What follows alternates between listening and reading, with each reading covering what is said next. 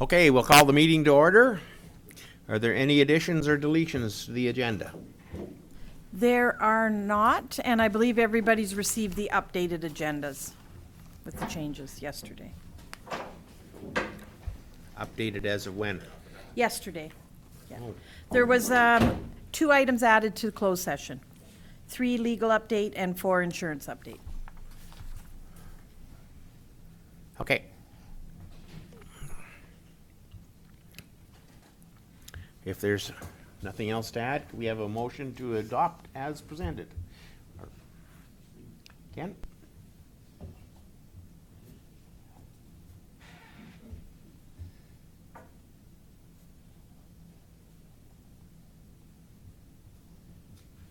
Call the question. Those in favor? Opposed? Carried. The adoption of the minutes of the council meeting of June the 17th. Are there any errors or omissions?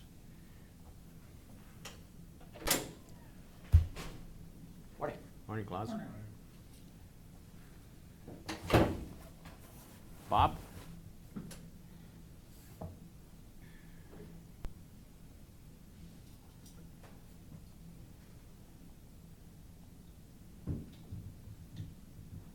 Those in favor? Those opposed? Carried. And 9:30, we have a road access agreement, agricultural business onto restricted road. You're gonna outline it before you? Yeah, I think so, yeah. Through you, your worship.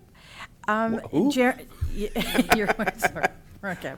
Jeremy's just going to give a background on this issue, and then Mr. Schuten's gonna come in and speak to council. Is he here? Yes. Yes. Oh, okay. Yeah.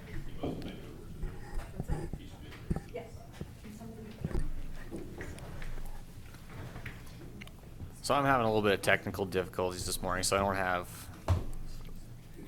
my computer in front of me. But I can provide a pretty good summation since I did write the report. Morning, Mike. So anyway, Mr. Mike Schuten, who is the owner of Committed Ag, and I will pull up the details so there is some reference as far as the location that we're going to be discussing today and the challenges that Mr. Schuten has. So just to provide a little bit of background to this, this predates me, so I'm gathering details on a lot of this.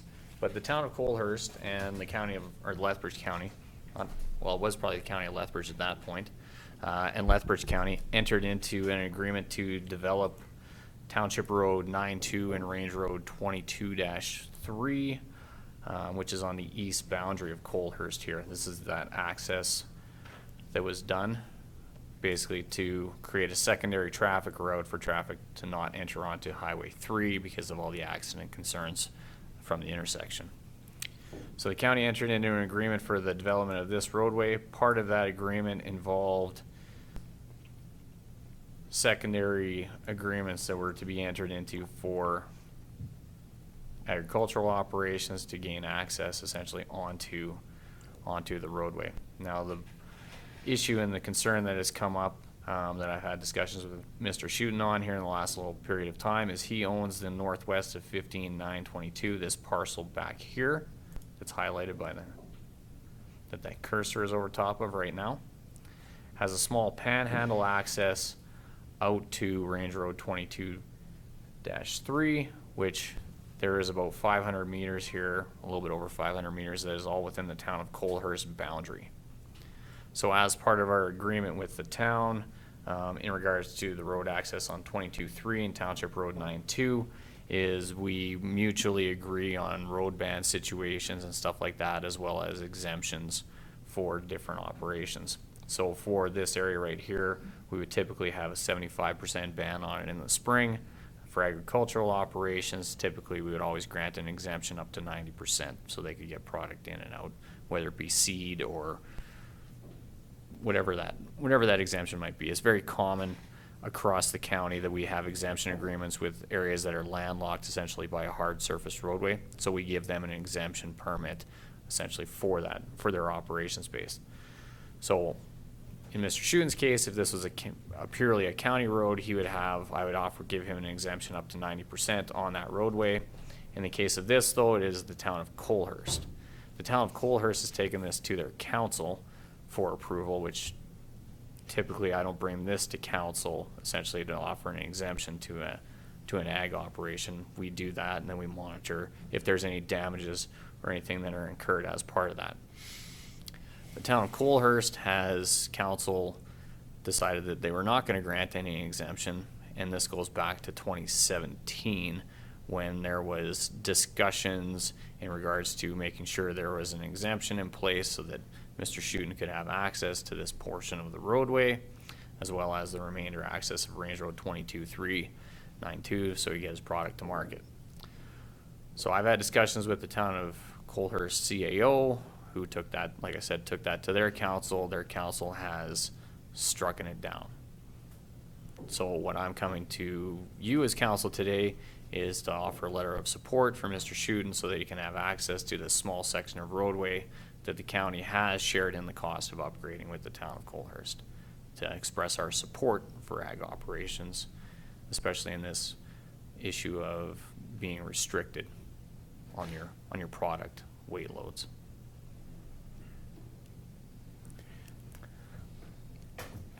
Go ahead.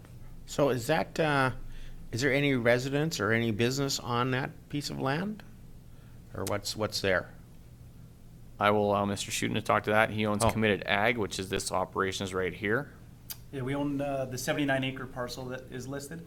Our residence is located on there, as well as an office building and 2 warehouses, commodity sheds.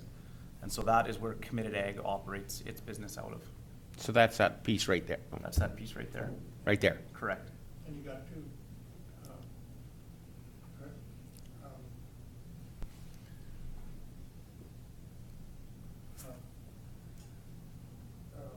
Quonset or whatever it is. Yeah, so that picture looks like it might be a year outdated. To the east of the property, that black shed, there's actually a second Quonset there. It's a 12,000 square foot pole building used for agricultural commodity storage. And that's our warehousing and distribution facility. This is a 2018 ortho photo, so this isn't 2021. We're just in the process of having that photo done. Go ahead, Claus. Yeah, thank you, Mr. Chairman. So, as I understand it, there was an agreement with the town of Colehurst and the county at the time. So why did the town of Colehurst go back on the agreement, or do I have that wrong? Technically, there was no agreement, no formal agreement at the time. It was more we would work to, from what I can gather from the backlog of information that I have, that there was records that we would enter into an agreement because of 2019. I believe there was an exemption granted at that time. Yeah, we received landlocked permit from the county of Lethbridge in 2019. And in 2020, I think the provincial government basically had said because of the pandemic, the road permitting situation is on hold, operate as normal. Yeah. The province relaxed all restrictions in 2020 due to the pandemic and the moving of commodities essentially at that point. Now, just rewinding a little bit, this used to be within the county. Now this is annexed now within the town as of, like I said, I don't have my report right in front of me, but this was annexed by the town into their boundaries. Claus? Wouldn't there be an automatic exemption if it was annexed to town, so that means that Mr. Schuten cannot operate his business the way he should be able to? Every municipality has control over their own road, and they're their own acting road authority. In this instance, because we didn't have a agreement in place, and even then, I just literally finished the agreement that we would have on Range Road 223 and Township Road 92 with the town of Colehurst here a year ago. This was a portion that was not addressed essentially within that, and I was not aware of this given situation until it came to my attention this year, because we had always issued the land lock permit, just like I said, as a standard previously. Ann? For clarification too, when I got here in 2018, some of this issue was still outstanding. And the challenging piece of it is that a lot of this stuff should be handled operationally, but in Colehurst, they just do things a little bit differently. So that's why it's been taking so long to get this MOU in place. So, just to go back a little further, the town of Colehurst bought a piece of land, and they didn't use it all, and for future use, they were going to use it for storm ponds. Which one was that? And if this has been annexed, I didn't think that piece of land was part of the annexation. Because below it isn't, right? We purchased this property in the fall of 2017 from the town of Colehurst. Oh, okay. On the north part of that subdivision is where the storm tailing Okay, ponds were supposed okay. to be. That'd be Okay. this portion right here. That's correct. So there's a, I think it's about 100 yards into our property line from the north moving south that, is zoned so that we can't do any type of development, and there's a few easements there. Yeah. The most interesting thing for me here was, when we purchased this piece of land from the town, we went to the county of Lethbridge to be sure that we could, one, run the business that we had asked for and obtain the proper permitting, which we had gotten and received. The town had a council meeting. They decided that they didn't want our business operating on that piece at that time because of the investment they were making into the road, and so the entire real estate transaction fell through. 2 months went by, they picked up the phone, called us back and said, hey, we've changed our mind. Let's put this deal back together, and away we went. We transacted the deal. That following year in 2018, we ran business as per normal, obtained the landlocked permits through the county with no issues. And then we started having things unfold from there with the town. But that land was part of the county that they bought from us for the stormwater line and the storm retention pond. So are you sure it's part of the town? It's part of the intermunicipal development plan of the town of Colehurst. But it's not actually within the municipal boundaries of Colehurst. Sorry, which one are you talking to? You're referring to the sewage lagoons, or you're referring to the roadway? I know, I'm not talking about the road, I'm talking about the piece of property. The piece of property is within Lethbridge County. Okay, It was owned previously, I guess now, to. yeah, by the they town had of to sell Colehurst. it, because they couldn't own that much land, I forget how the deal went, when they asked permission to buy it. Do you remember, Steve? No, the other one. Yeah, Mr. Chair, the land was privately held. The town had to get permission from the county for them to purchase to own it within the county's jurisdiction, which you guys granted. And then later, once they have it, they have the right to sell it or sell some of it or whatever. But that piece, the road is the boundary to the town. Yeah. So the road is the town, but the parcel's still in town. So, and the reason I asked the question was because it'd be pretty hard for us to write a letter in support of you if it wasn't inside the town. So, but I mean, now that it's for sure, it's part of the county, that's a different story altogether, I think. Yeah. Claus? Well, something doesn't add up here. I mean, first of all, the town of Colehurst did not want to have you guys buy that land. Then later on, they changed their mind because, for whatever reason, so they picked up the phone and called you that the deal is on again. So when they told you that the deal is on, then the other, all the other stuff should have been in place right away again, that you guys could have had the access to them.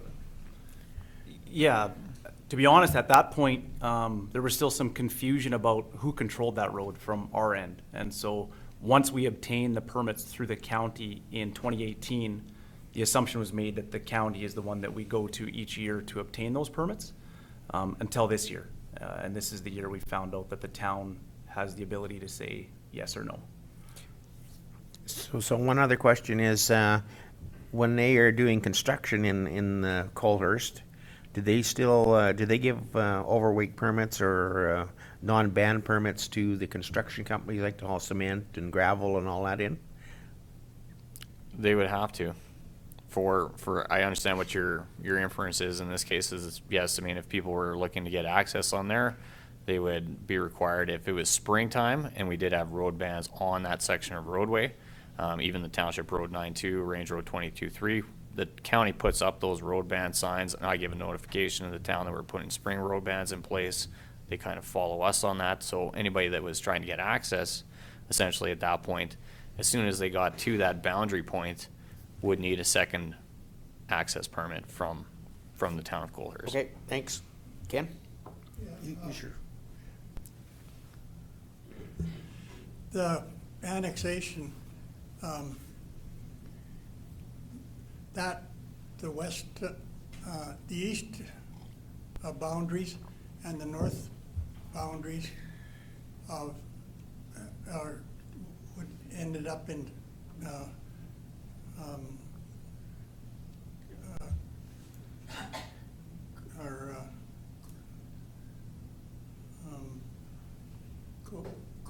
Colehurst. And that's how that road ended up in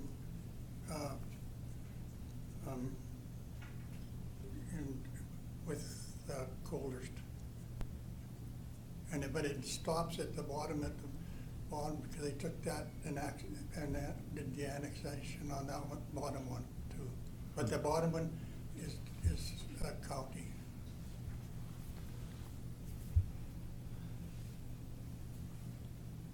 Do we know when that agreement was done? Is there a dated signed agreement that? Probably. And I mean, would it be normal practice for them to contact the landowners that are affected by that change? Sorry, Ann? Okay, so it's prior to the transaction, but the agreement to actually change, I guess, who mandates the permitting process. As soon as, I understand what you're asking, as soon as essentially any roadway is annexed, then it becomes under the control of that municipality. So in this very unique circumstance, we're talking about a small section of roadway that was annexed on the south portion that basically creates a secondary permit requirement. Because you would still require a landlocked permit from us essentially to access Range Road 22-3 and Township Road 9-2, but then you would need a second permit from the town of Colehurst because they are the road authority for that small section of roadway there. Okay. Hence the agreements with, or the discussions with the town. It's just interesting that didn't come to light until this year for some reason, from their angle, right? I mean, we dealt directly through the county prior to that transactionally, and so that's why it's confusing. I can see why it is. Ann? Just a thought too, we've had a request from the town of Colehurst to have a intermunicipal meeting on planning, and this would be a very good item to get to the bottom of. It's just a suggestion for council. Okay. But how long, I'm sorry. But how long would that take? And then, I'm sure you would like to have something in place right now. Well, we applied for this permit. I'll double check. I think it was in March. I got a letter dated from the town of Colehurst on June 22nd. So if it's following that timeline for something this major, yeah, we definitely need to have something in place prior to the spring for us to operate our business. I mean, So for the portion of Range Road 22-3 and Township Road 9-2 currently right now, that is at 100%. There is no restrictions on that within the county boundaries. Now, I don't know, does your letter from the town then state that you have a restriction on the Colehurst portion? So we applied for 90% and that was defeated. So everything on the Colehurst portion is 100% as well. There aren't any current bans. There aren't any current bans. So this is essentially, this portion needs to be rectified before we get into spring road bans of 2022. Correct. Is the intention. So there is, just to speak to Councillor Zeenstra's inquiry, currently the situation is that product is moving. He has 100%. But when we get around to next spring, that's when the 75% ban would come into place. And then that's when he's looking to get the exemption to 90%. Oz? So I think it's really necessary that we bring this up with the town of Colhurst and resolve this one, because in my opinion, it doesn't make any sense that it's going the route it is, and by the looks of it, we still have room time till the spring. Yep. So we should be able to get this resolved with our IDP committee or whatever it is, yeah. Ann? Also, if we wanted to today, council could send a letter of a resolution requesting that this be discussed at a very soon-to-occur meeting with the town of Colhurst, because just a formal resolution of council would have a lot more weight. Yeah. I would agree with that. Yep. Any other questions? Yep, go ahead, Oz. Well, okay, I'll move that to resolution and that we get in touch with Colhurst as soon as possible and see that we can resolve this and get together and have a discussion about it and see that we can resolve this.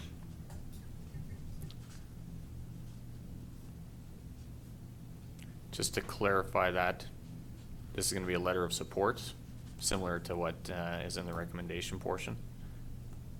Or are you just looking for verbal Whichever contact? one goes faster.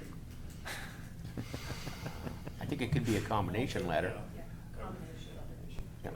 Yeah, I would suggest both, that we move the recommendation regarding a letter of concern showing our support for the landowner, as well as an invitation to meet regarding the IDP committee. I'll make that amendment, yeah. Okay. Any further discussion? Call for the question. Those in favor? Opposed? Carried. Okay. Thanks for coming in this morning. Thank you very much. Yep. Appreciate that support and your time. Okay, let's move down to subdivision application number 2021-0-96.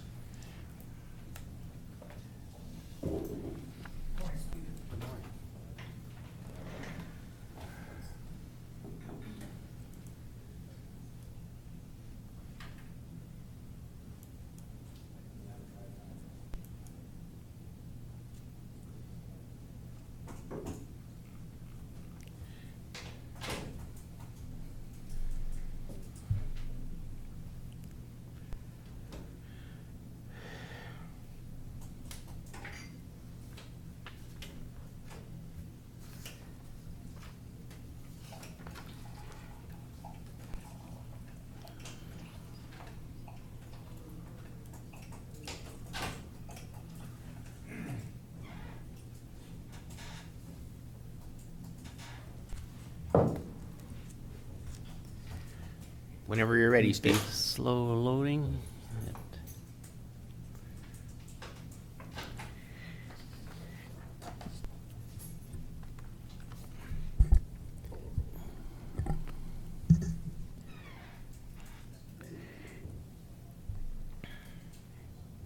Okay, maybe just as this tries to load here, that this application is approximately 1.5 miles southeast of the town of Nobleford, 2.5 miles east of Highway 23.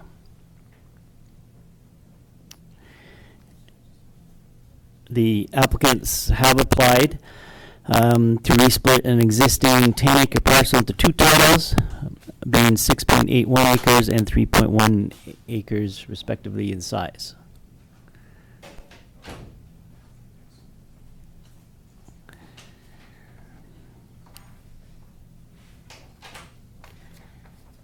Let's see if we can zoom in here.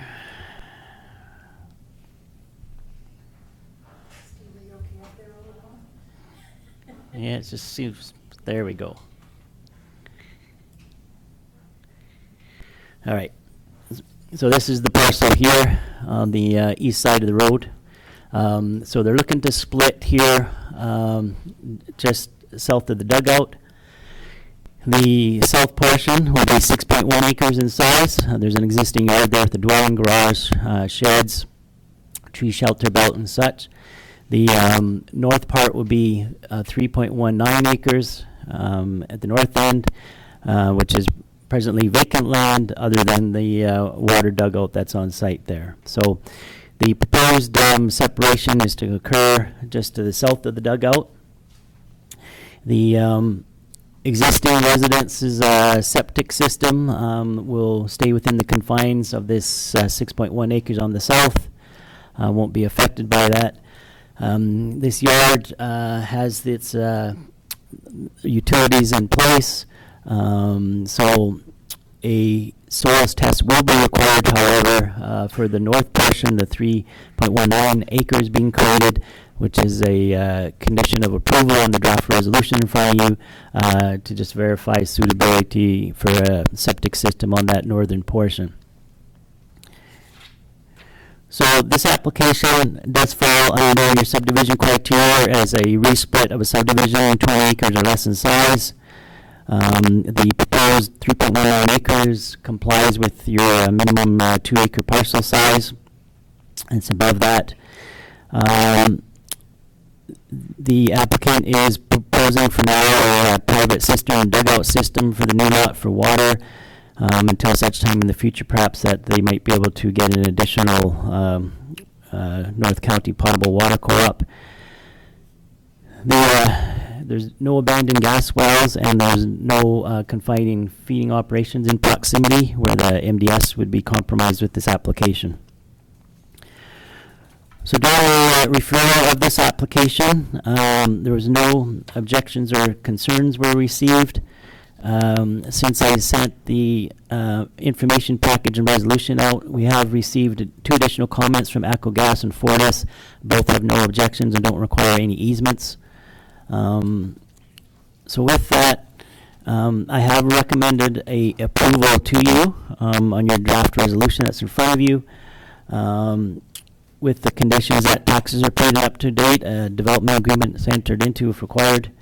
That the third condition would be that professional soils analysis done to confirm soil suitability, and that they have a plan of survey done on that northern portion as approved. One of the items applicable to this application is that they would have to pay a municipal reserve payment to the county on the area that they're starting with, the 10 acres. So that value came back from less at 18,000 per acre is the value of municipal reserve.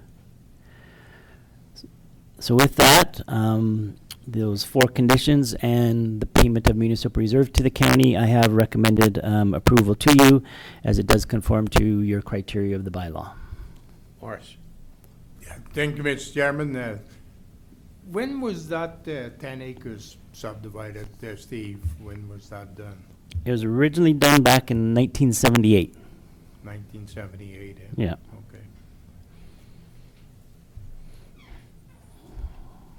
Any other questions?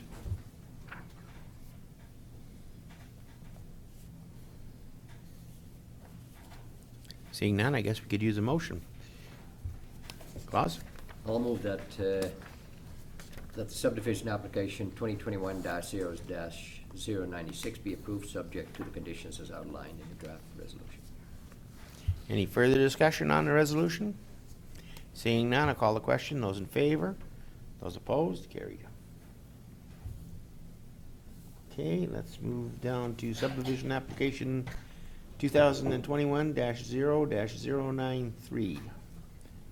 J.F. Murray Farms.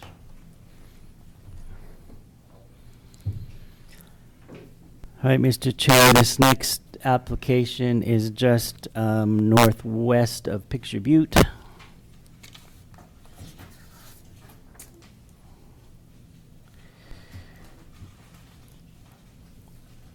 It's approximately 2 miles west of Highway 25 and 2 miles northwest of Picture Butte. Did I go too far here?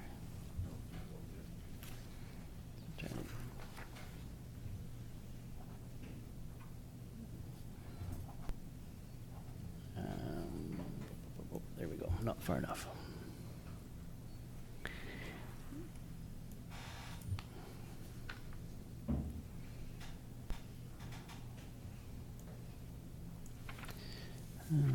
17, 11, 21. Here we are.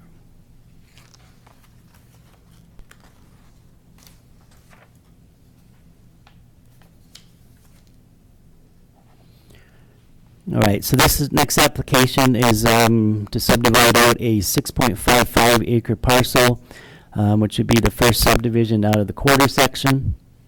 They're looking to subdivide kind of triangular shape here in the corner outside the irrigation pivot with the dugout and the trees and the residence here on the yard. The yard contains the residential dwelling, a pond and pump house shed, and a small fenced pasture area. The dwelling is served by an on-site septic system that will remain within the confines of the property once subdivided. For water for the residents, they have their own self-treated system, which comes from the irrigation dugout, fed dugout. It serves the house, and they self-treat that for their water. So on this application, it is the first subdivision out of the quarter section, so it's eligible for subdivision.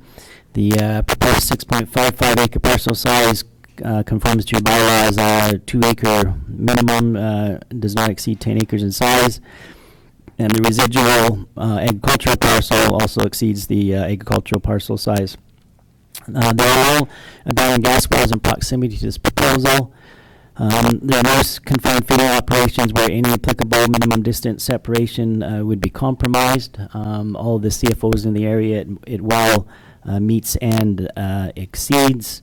I did have one call from a neighbor to the west on it. I'm wondering about the MDS, but they require about 230 meters, and it was over 1,200 meters to their place, so it was well exceeds any distance that was required.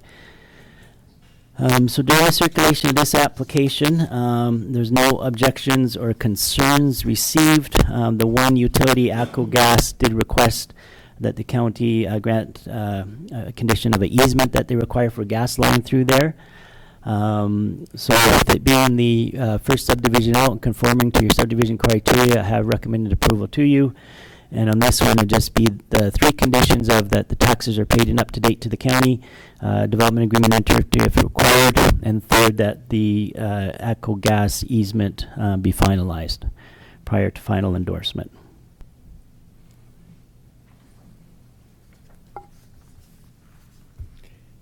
Any questions?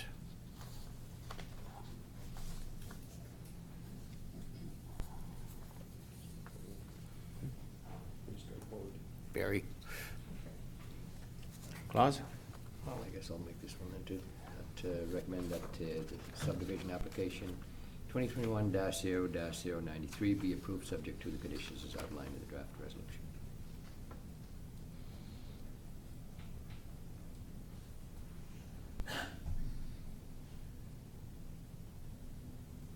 Any further discussion?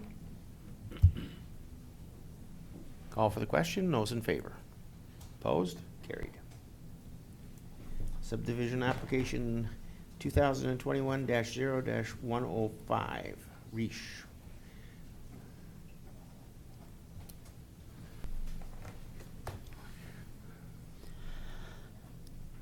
All right, Mr. Chair, this next application is south of the city.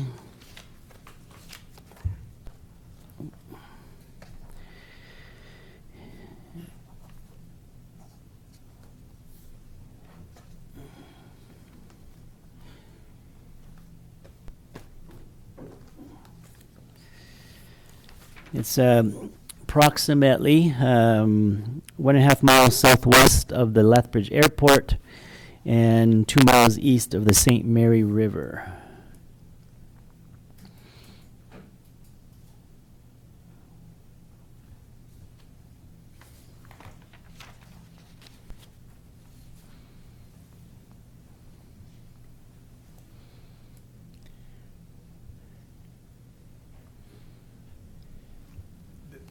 That's not irrigated, right?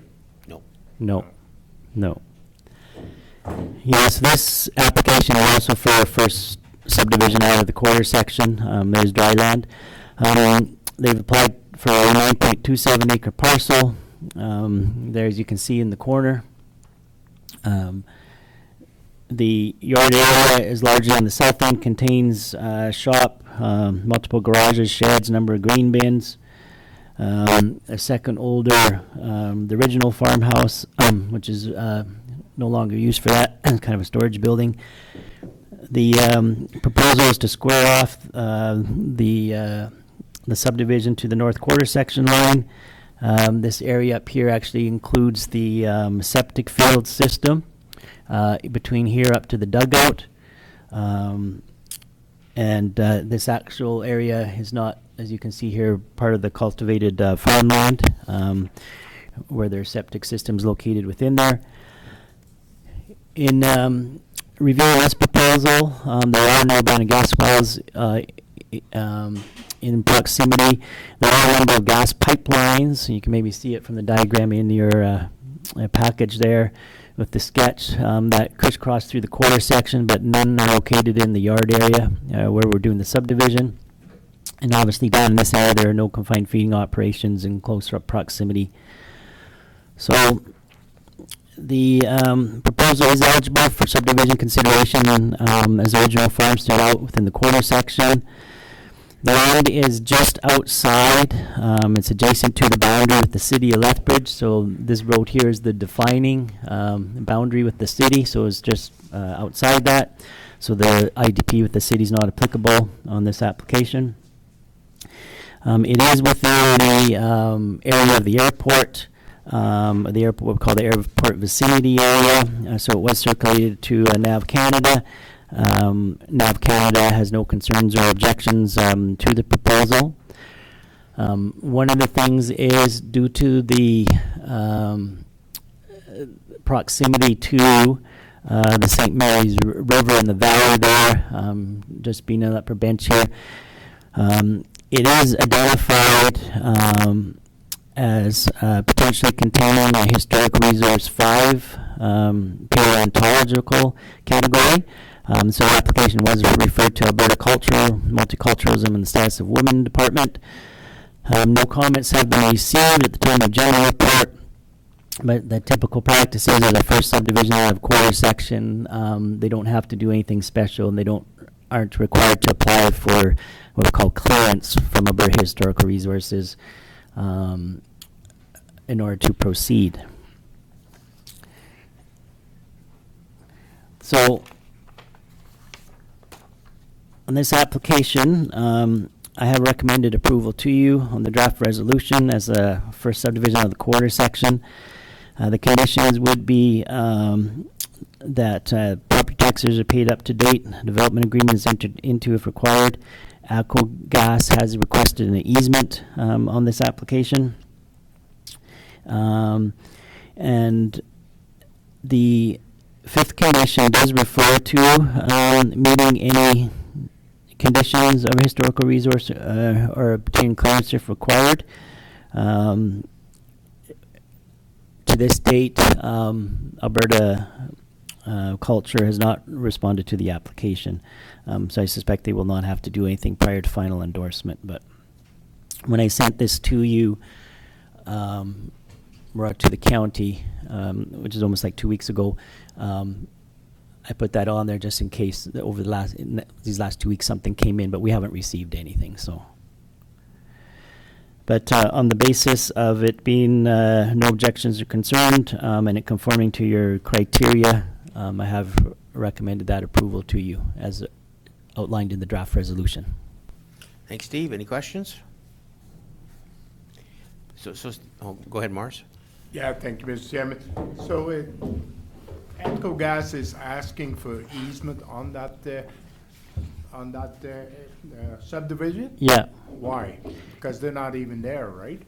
They say that they have a gas line that runs through there.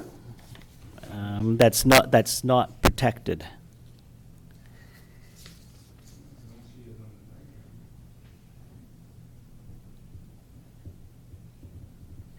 As you can see in item F in the informative, it says ACO Gas has no existing utility right-of-way on the subject property. The existing utility right-of-way is not sufficient for subdivision servicing. The landowner is required to contact ATCO Gas to execute utility right away to the satisfaction of ATCO Gas.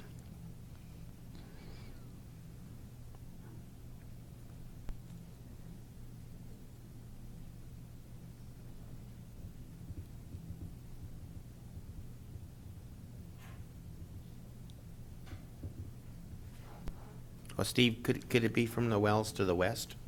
Just a pipeline? Well, ATCO pipeline, usually the pipelines we get from ATCO Transmission, it used to be called ATCO Pipelines, and they have no objections or concerns. Usually what happens though is once the subdivision is approved, your approval goes back out to the utility companies again. Occasionally we get from the utility agency, when it goes to their engineering department, at that time sometimes we get a second back. Sometimes it says, oh, we don't require anything now, or engineering department reviewed it and we don't require anything. So if there is nothing there, or they're not servicing this area, then that might come back from them in that fashion. You know, just for curiosity's sake down there, but I always thought that the ATCO Gas, these gas companies, they have an automatic easement anyways when it's needed for them. Like it doesn't matter where the parcel is. Isn't that right? Yeah, it's not at a automatic. For future stuff, if somebody gets the service, then they have the leverage because they say, well, to bring it in, you have to sign the easement with us to service, you know, for what you need.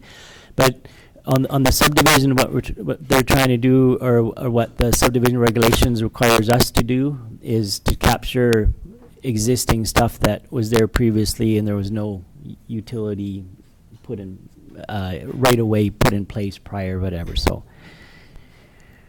but like I say, usually these are always, if it gets approved, double reviewed, because then it goes to the engineering department. I say often we get stuff back later that says actually we don't require anything or don't need anything, or if they need the service, we'll just deal with it at that time. If they need a new service or whatever. So the initial referral goes to the land agent, and then after it's approved, then it goes to their engineering department or something. So that does happen. Probably about a quarter of the time, I would say, maybe, that we get a second thing back saying we actually don't need anything. Clause. Yeah, thank you, Mr. Chairman. It probably doesn't matter, but I think that, you know, after you sent them the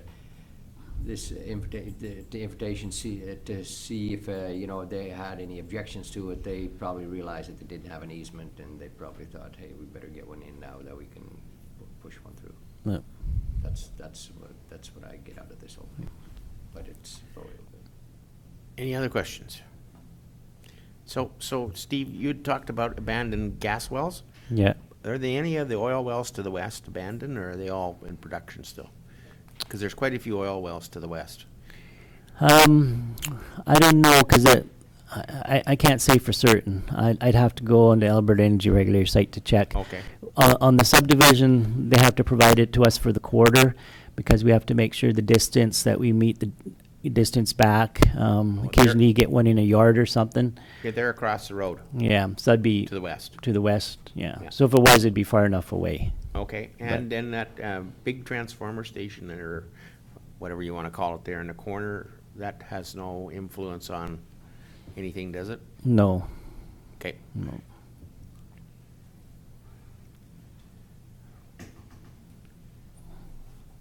Any other questions? Steve? Thank you, Mr. Chairman. I'll move subdivision application 2021-0-105 be approved subject to the conditions outlined in the draft resolution.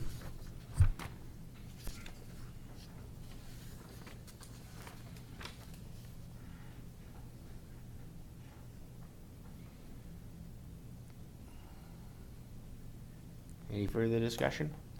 Call the question. Those in favor? Opposed? Carried. And subdivision application 2021-1, 2021-0-107.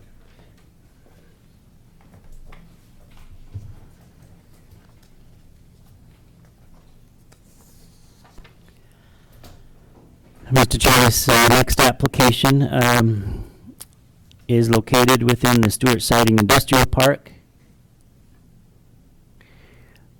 They're splitting an existing lot just south of Stewart Avenue and east of Cox Drive.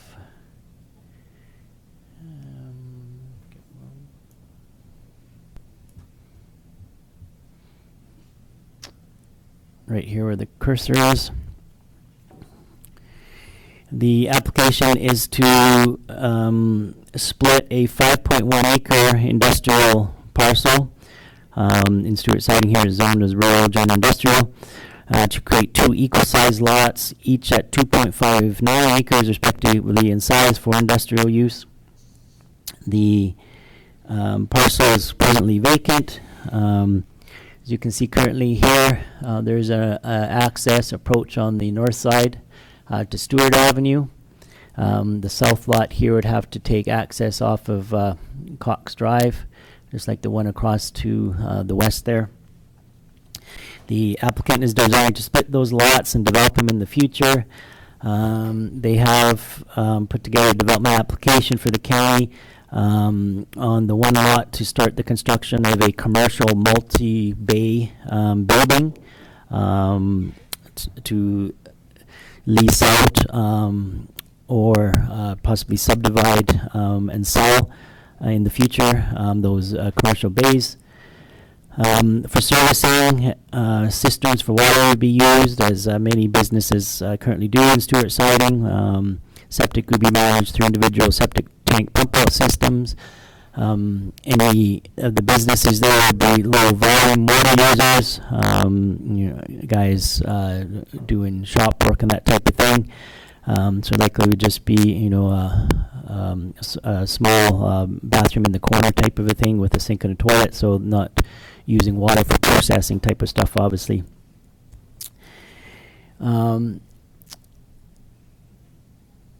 So I don't know yet what the proposals are, but you may possibly maybe see in the fall or early next year, once that building is built, if they decide to condominiumize it, you may see a condominium application back to you, or they just might lease them out. So they're applied just to build the building for now. But for today, we're just dealing with the two lot split here to create the two lots.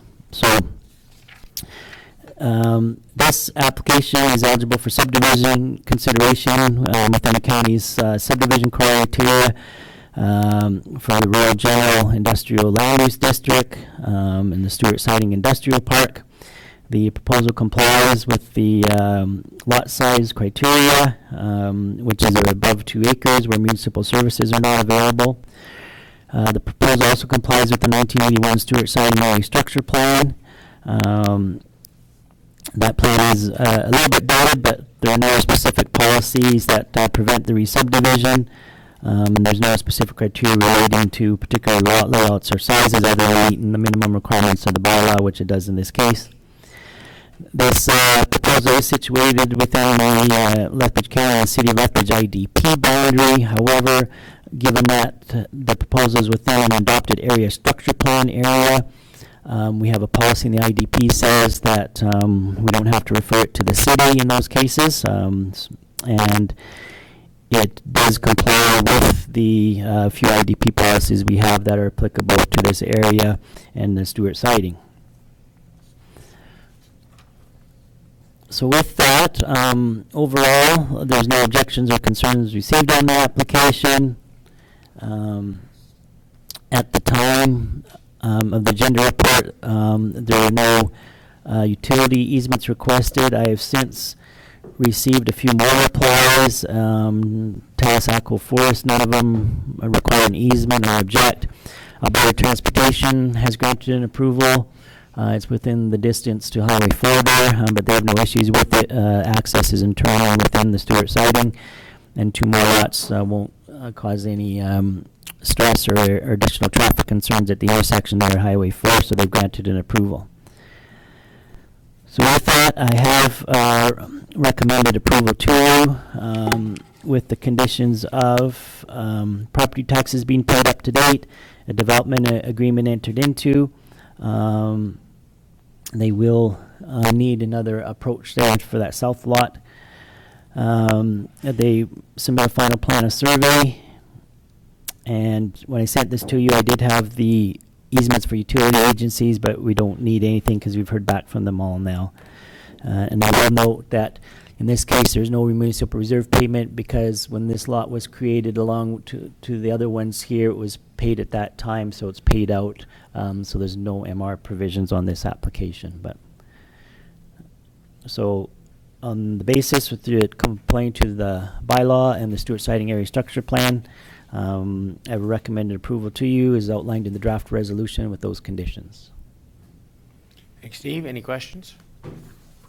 So Steve, just a couple.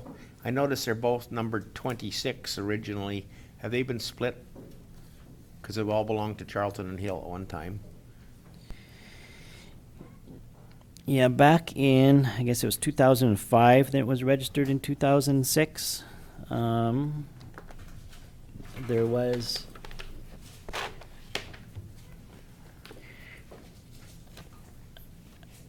some reconfiguration that went on in here.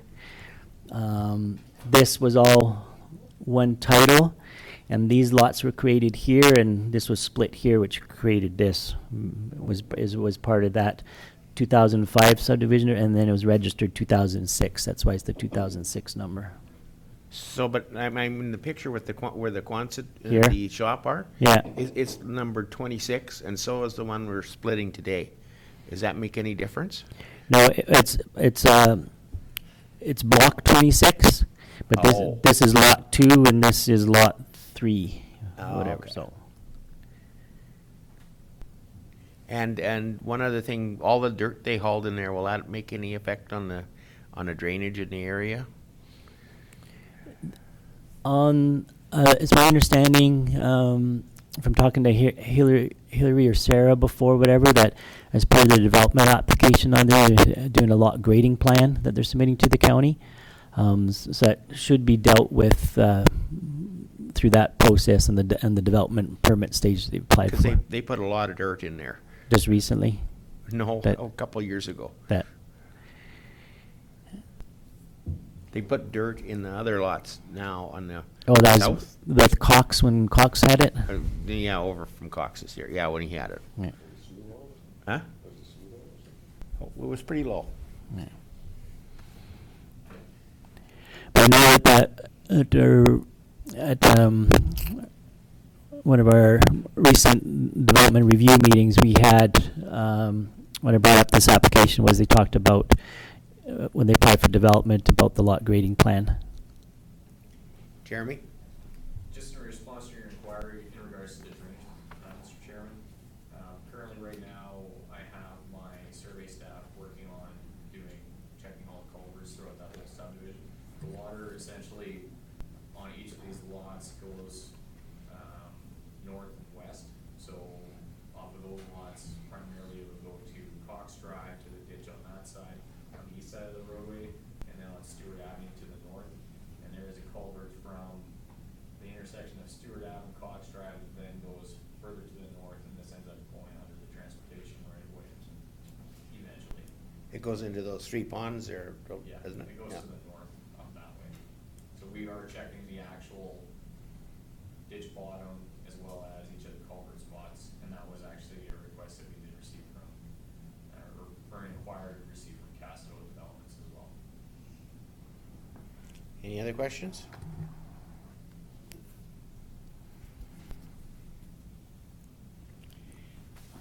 Seeing as there's no questions, I guess we could use a motion to approve.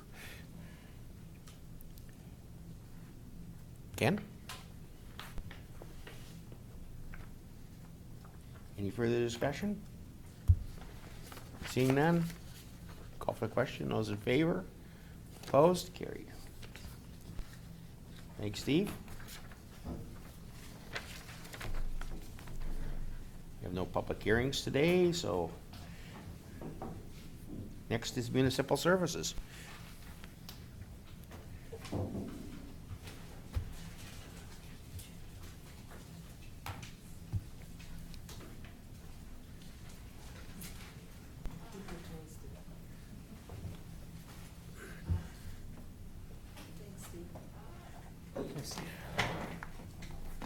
Sorry.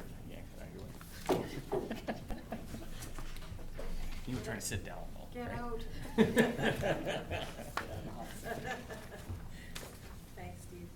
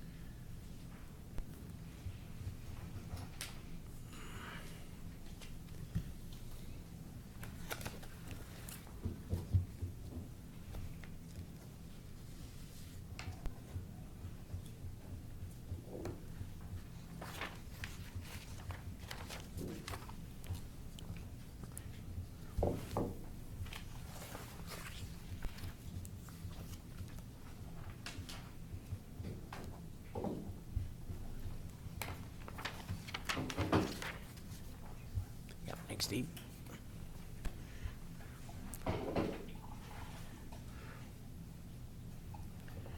Whenever you're ready. Excellent. Thank you, Mr. Chairman.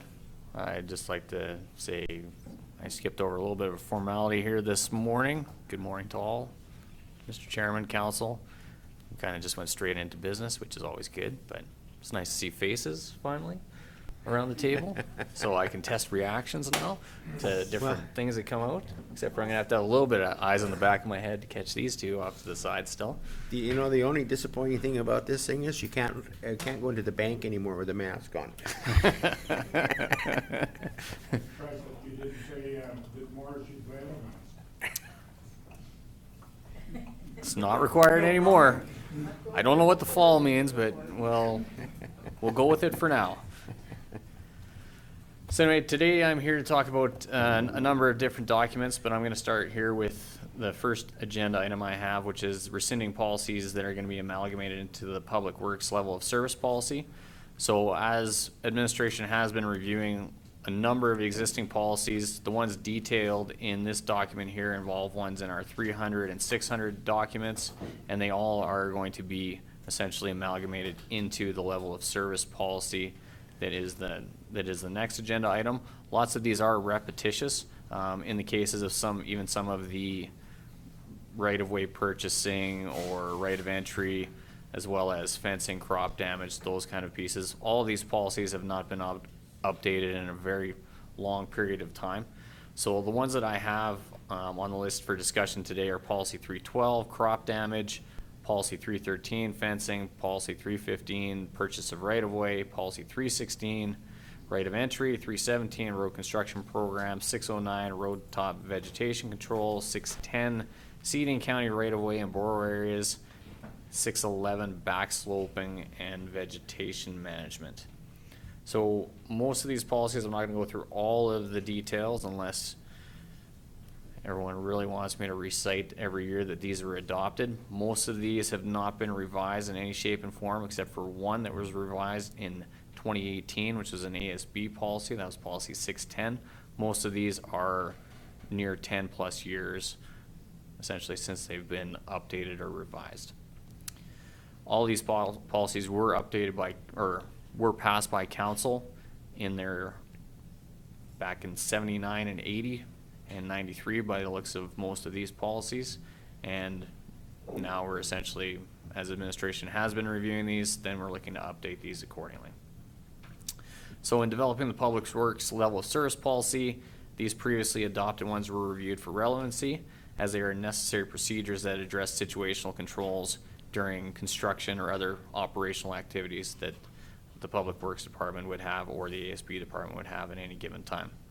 So the core of these previous policies were adopted are now going to be adopted into the Public Works level of service under construction and rehabilitation primarily. And you'll see that if I can refer back to a new policy that potentially is coming. These are in the road, like I said, the road construction, the rehabilitation portion is where these policies will be relevant because they involve vegetation control, back sloping, crop damages, fencing, and so on. So just one thing, Jeremy, page 2, just has a little typo. under reasons. Yep. You spell like me. We're long overdue. We're long overdue, yeah. Yeah. There's a bit of a tough. It was a slur, essentially, that word. That's no problem. The way I spell, trust me. So in regards to some of the alternatives potentially with this, these policies could be left as adopted. Part of the goal of us going through all these policies is to amalgamate and to get rid of policies that are one-shot items. In lots of cases with these, if you've looked at some of these policies, they are very, very simplistic. There's not a lot of detail, irregardless. And in regards to, just if I'm speaking on the crop damages one, crop damages is very much circumstantial to the year. And to the type of crops essentially that are in that specific area. And then in that case, we refer back to essentially what are the historical cost points for those. Alberta Agriculture has good records for per acre cost for things like crop damages, and it gives us a baseline for what those actually will be. Plus, in the case of even construction that we're doing right now, we're going to have to pay crop damages on a percentage of stuff, not stuff that's in our right of way, because the construction we're doing right now, there was a substantial amount that was planted within the road right of way. But for the areas that are surveyed outside of that, some of that was harvested, but we will always pay crop damages essentially on that general area. So just a quick question on that. When you're building a road and somebody doesn't or won't sell you right away, do we still follow the same policy and not do that project? Or what like I couldn't find where you'd updated that. That's in the back sloping portion. So for landowners, we don't want to leave a shelf there or a sharp ditch coming off of any piece of property. So we work with the landowners, we explain the process, we explain the design, we explain the design process. If in the event that a landowner says, no, I'm not interested in any back sloping, there's two different pieces here, because you could do a right-of-way purchase in which you're doing a road widening out 5 meters per se or as required, or you can I prefer entering into back slope agreements, because we know with farming operations they're going to farm as close to the property line, if not the ditch bottom, as possible. So in those cases, why would we purchase an additional piece of right-of-way when we're going to allow that to come back in? We enter into a back slope agreement. There's no cost to us purchasing right of way, and then we just slope it accordingly into their land, and they get a nice gentle back slope to the ditch bottom. It's a little bit of landscaping work, but it all serves a good purpose, because then we get borrow material typically out of that process as well. And we address site angles coming through, because lots of times in the intersections and pieces like that, then you can contour accordingly and make better site angles coming into intersections. Does that answer a portion? Well, I still. Oh, if say you needed to, like some of our right of ways are not the 30 meters or whatever we're supposed to have, right? 20 meters is the standard. There is okay. a portion that are 30 meters. Yeah. Yeah. So if we don't have enough room, say you need 30 meters, and you need to buy 5 meters on each side, and somebody refuses to sell, what happens to that project? Like, I couldn't find that when I read through the rest of this. For a gravel road, typically you don't need anything more than a 20-meter right-of-way. For a paved surface, the preferred would be to have a 3-meter ditch bottom, and for proper back slopes, you would probably want the 30-meter right-of-way. If you entered into and you could not purchase that right-of-way and come into an agreement with the landowner, there could be the answer of, do you need to expropriate the land in that case for the betterment of the community per se? That would be a longer process, and that would definitely delay a project though. So that's one thing I don't think we've ever done in the county, was to do that. We just didn't do the project. I would say it's the last resort would be to do that. And it would better be a substantial project in order to enter into that. I think the biggest thing with landowners is you work with them. You try to satisfy what their concerns are. And then depending on what the project is, lots of times, even if you had a 20-meter right-of-way, you're trying to purchase 5 on either side, you only got 5 on one side, you could still go forward and do the project. You would just have to change some of your engineering extents and potentially reslope different areas that are sloping into the person who wouldn't sell you a piece of right-of-way. So there are ways to not mothball the project, essentially, if that is a contentious portion that you do run into. Claus? Yeah, thank you, Mr. Chairman. So, like the right away, it's 20 meters, like you were saying, and if there's a certain project that you would need the 30 meters, you try to deal with the landowner, trying to get the extra 5 meters on each side, or whatever you would need. Do you give him what kind of a price do you give him for that? That, I would usually base that off of, when I've done purchase of right-of-way in the past, we base it off of the market value of the land through assessment. And then agreeing on what that negotiated price is with the landowner. But if the landowner wants a little bit more, is it non-negotiable, or? We need to be consistent. I mean, if it was, let's say we're working on a 2-mile road project and we need to buy 5 meters of road right-of-way off of a quarter section of 4 different properties. You need to be consistent as far as what you're paying for each of those different pieces of property. But it might be circumstantial year to year and area to area, depending on what that is. But you try to maintain a consistency as far as we pay everybody the same price, that's the price. And I have dealt with projects before where we've had landowners who just said, similar, we had 3 quarters, no problem, purchase right of way done, and the last quarter section, the landowner didn't want to sell any land. As much as we tried to convey the importance of it and how this would help and how this would really not be affecting their land much more than we would be, in this case, we were improving his fence more than anything. We would have taken down his old, put up a new, he would have had pretty much the exact same thing, but he had no interest. I'm asking that because, like, there's some places there just outside on number 25 where they made those extra lanes in the side where we put the new pavement road into going to Colhurst. That Alberta Transportation does do that apparently, and then they get to a certain amount, and I know that the person there, he still did not want it. They gave him a substantial amount more, and then after so many years, they just take it. Was that not the way it goes there?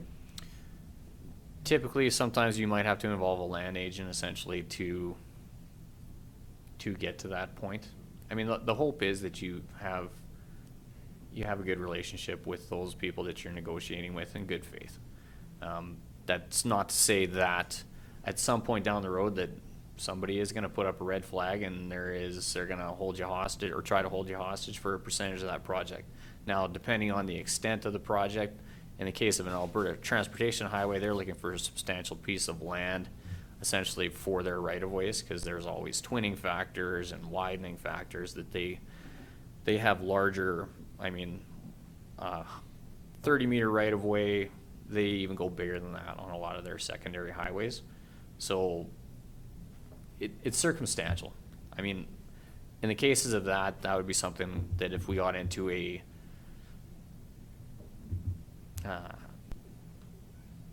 real negotiation, that would be something that I would like to bring back to council as well, if it got to that extent where we were basically being held hostage on a project or something to that extent. Morris? Thank you, Mr. Chairman. Yeah, you were talking about, they're basically base it on the assessment, but usually the assessment is quite a bit lower than what the land prices are going for, and why don't we go with what the local land prices are? That could be taken, I think you have to look at the best instance for what that essentially is. And in a lot of cases, fair market value for land is very if I talk to 7 people around this table right now, they would probably tell me, so if I asked you to put down a number of what your land is worth, if I was to buy 5 meters, you'd tell me 7 different things, even based on the different land that you have.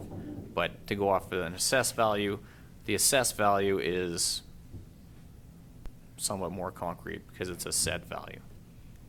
Now, with that being said, that value from the county assessor would be based off of regional land prices, so it would be comparable to, probably Lethbridge County would be comparable to the MD of Tabor as far as some land costs for irrigation. The further away you get, some dry land crops obviously, or dry land areas would become less value as you get closer to 40 Mile County or the County of Warner. There's reduced costs on land. So these are all considerations you have to take into place, but usually typically I think the last, just as a number, I think the last time I did any purchasing of right away was 5 years ago, and it was $2,000 for dry land and $4,000 for irrigation land. Now, the one thing that is always a question with landowners is, can I still farm that? Because if you purchase it, then it is become part of county land or county-owned right-of-way. So lots of farmers become very disinterested in that aspect until you say you're still allowed to farm back to here, and that's what that backsloping agreement essentially addresses. I think that's, oh, go ahead, Marcia, sorry.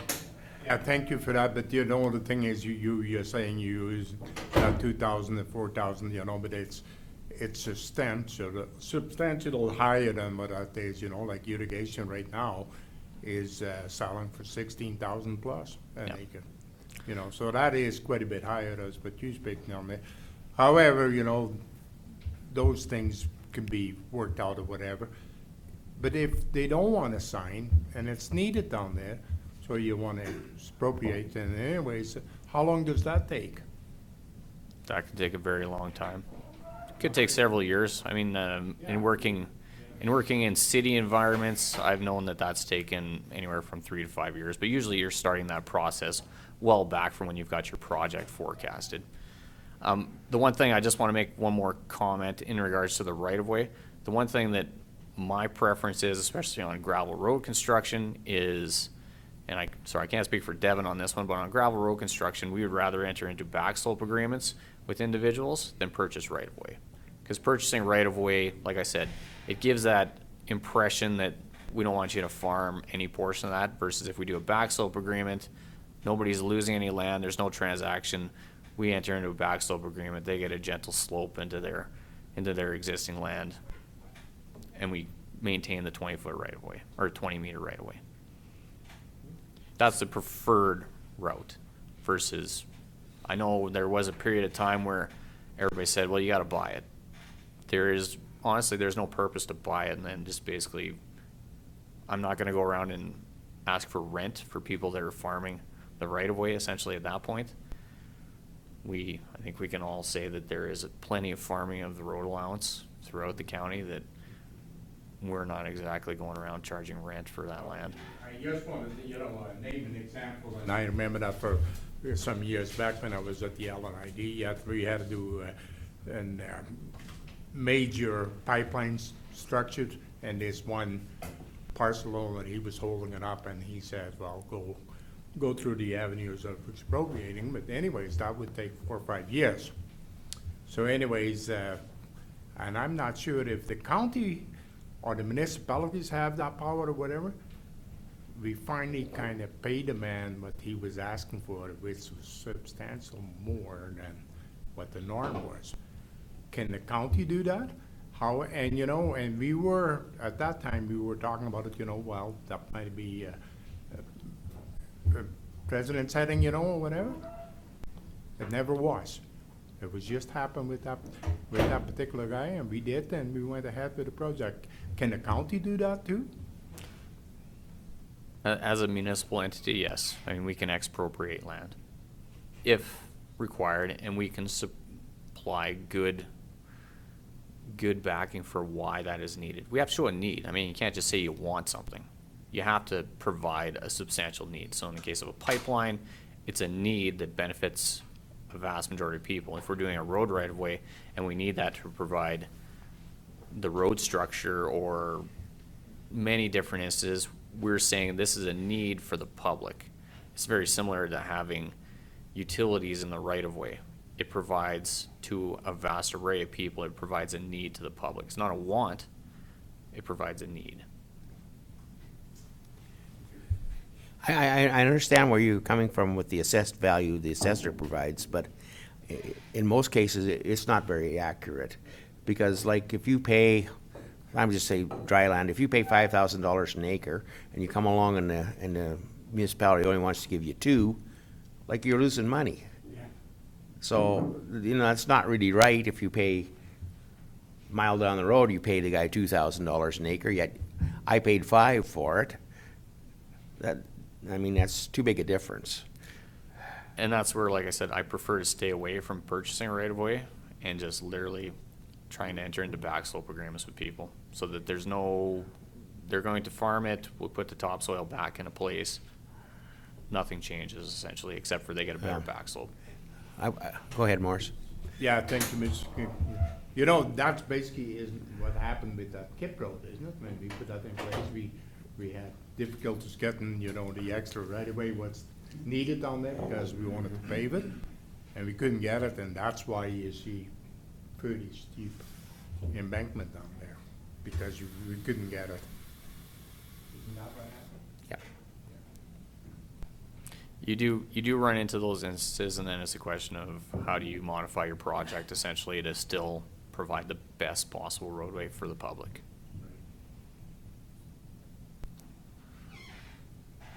I didn't think we'd have such a good discussion about right-of-way purchase. Excellent. Well, I think it's a lot bigger issue than kind of what most people think it is. Like I said, because if you pay more for it than you're offered, it's hard to give it up. Like there's no real justification to sell it. It is very, very difficult, and that's just like I said.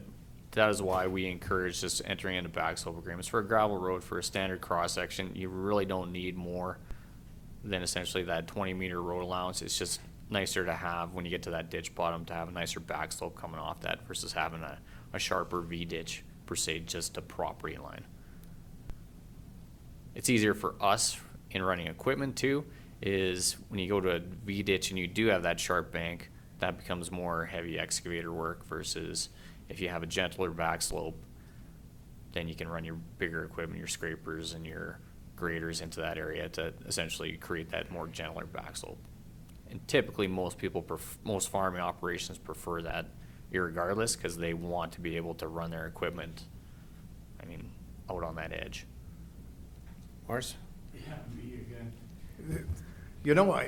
Didn't the Alberta government put something in place down there that the landowner or owners can't hold up a project when it's for the good of the area or the people? Isn't there something like that in place? That can still hit legal roadblocks. I think all you need to do is look at the city of Calgary and the Southwest Ring Road and say there's a lot of proprietary stuff that happens in those negotiations. All right, well, I'll get back into the meat of this one, which is all of these policies that are on this list to be, with my recommendation to rescind these accordingly. Is there any other questions on any of the other policies that are within here? Any of the existing ones that we have right now?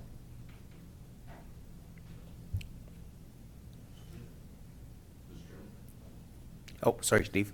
Thank you, Mr. Chairman. Would some of these policies be more appropriate in some kind of a construction policy, like crop damage and the purchase or right-of-way stuff like that? It's not really a level service thing, is it? It's more of a construction side of things? It's part of the overall project management when you're looking at construction. So very much, if we're considering construction or rural road construction in an operational sense, then it should fall into that operational level service because those are connected or linked essentially on that format. If you're looking at a larger capital project, a large paving project or something like that, then that becomes a separate item. This is essentially amalgamating rural road construction, so gravel road construction, Okay. under the same unified blanket essentially. Okay.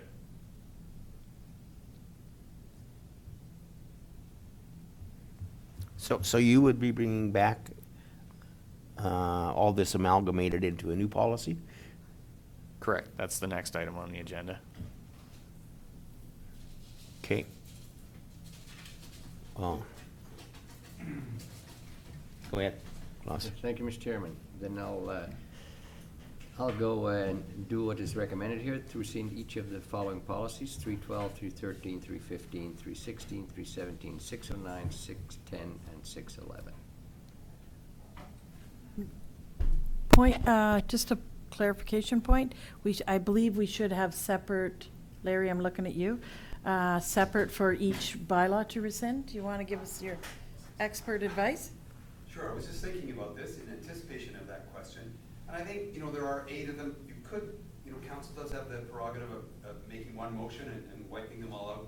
And then if for some reason it was felt at a later time that one of them should be maybe reinstated or revised, there still is a mechanism to go back and just rescind or amend something previously adopted. So in the case of 8 of them, it might be a bit bulky and time consuming to do them individually. So I think, with that in mind, council would be safe to maybe do one. Thank you. So, do you one at a time? No. Or do it all at once? All at once. Oh, well, okay. Any discussion on the motion?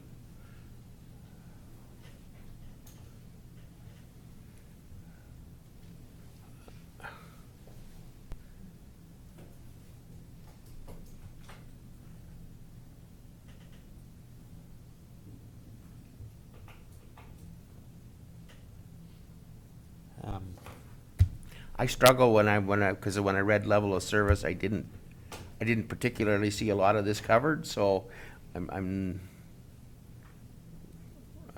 don't know that I'm really in favor of rescinding this right at the present time. Call for the vote. I'm just giving my opinion. Yeah. So I guess we'll call for the vote if there's no other questions. Those in favor? Those opposed? Carried. I just saw them going away, I can't have her. She's voting. Okay, level of service. All right, and this is the big meaty one of the day.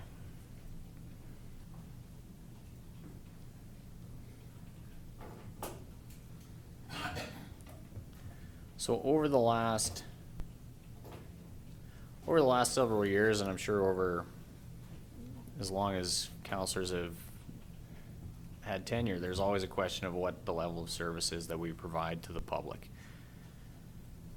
So the intention with the level of service document is that it becomes a living piece, because the reality of the map that we take care of is we have thousands of miles of maintenance to take care of, and it changes on an ongoing basis. I couldn't tell you today or tomorrow if there's a giant industry that's coming in, or if there is another larger intensive livestock operation going in, or the price of cattle, don't shoot the messenger, price of cattle drops off so bad that a bunch of operations begin to look at other ventures, and they move into very much like what Alberta saw back in, I think, the 70s and 80s. There's the majority of hog farms were in Alberta, and now we've seen a slow depletion of essentially all of those hog farms. So with that being said, every level of service is a moving, living piece, because it will need to be changed year to year to year. And part of the intention of bringing forward a policy is to also have that policy be brought forward to council every year as well, because this is essentially the largest portion of the services that you provide to the given public. 2/3 of the tax collection, 2/3 of our tax support alone basically is summarized to an extent within this document, and provides a framework essentially that council says this is the level of service that we, as representatives of the public, are intending to bring forward and to basically give a forward-looking framework so people understand what is the level of service and what are the maintenance practices that the county provides to all of its ratepayers. Is it always going to be completely 100%? No, because council will have varying demands that change on them throughout the course of their tenures, and that's why this document can be adjusted accordingly. But it does provide the general framework of all of the services that the Public Works Department supplies to the county and its residents. So that includes the grading crew, the graveling crew, the base stabilization crew, projects crew, construction crew. I try to stay to an extent in a larger piece because this doesn't get down to all of the little nitty-gritty daily activities that would be done within the department. This doesn't touch on administration activities, issuing landlocked permits and stuff like that, because we already have some other supplemental policies that address some of those instances. This is very much just about the level of services that we provide to the public and providing that larger framework that says this is our services, this is what we provide. Now, the other portion that would be form part of this is essentially to do a larger public engagement piece as well, because I think, and this will probably be common, lots of times it's a question of what do we do for that roadway and how is that roadway different from that roadway?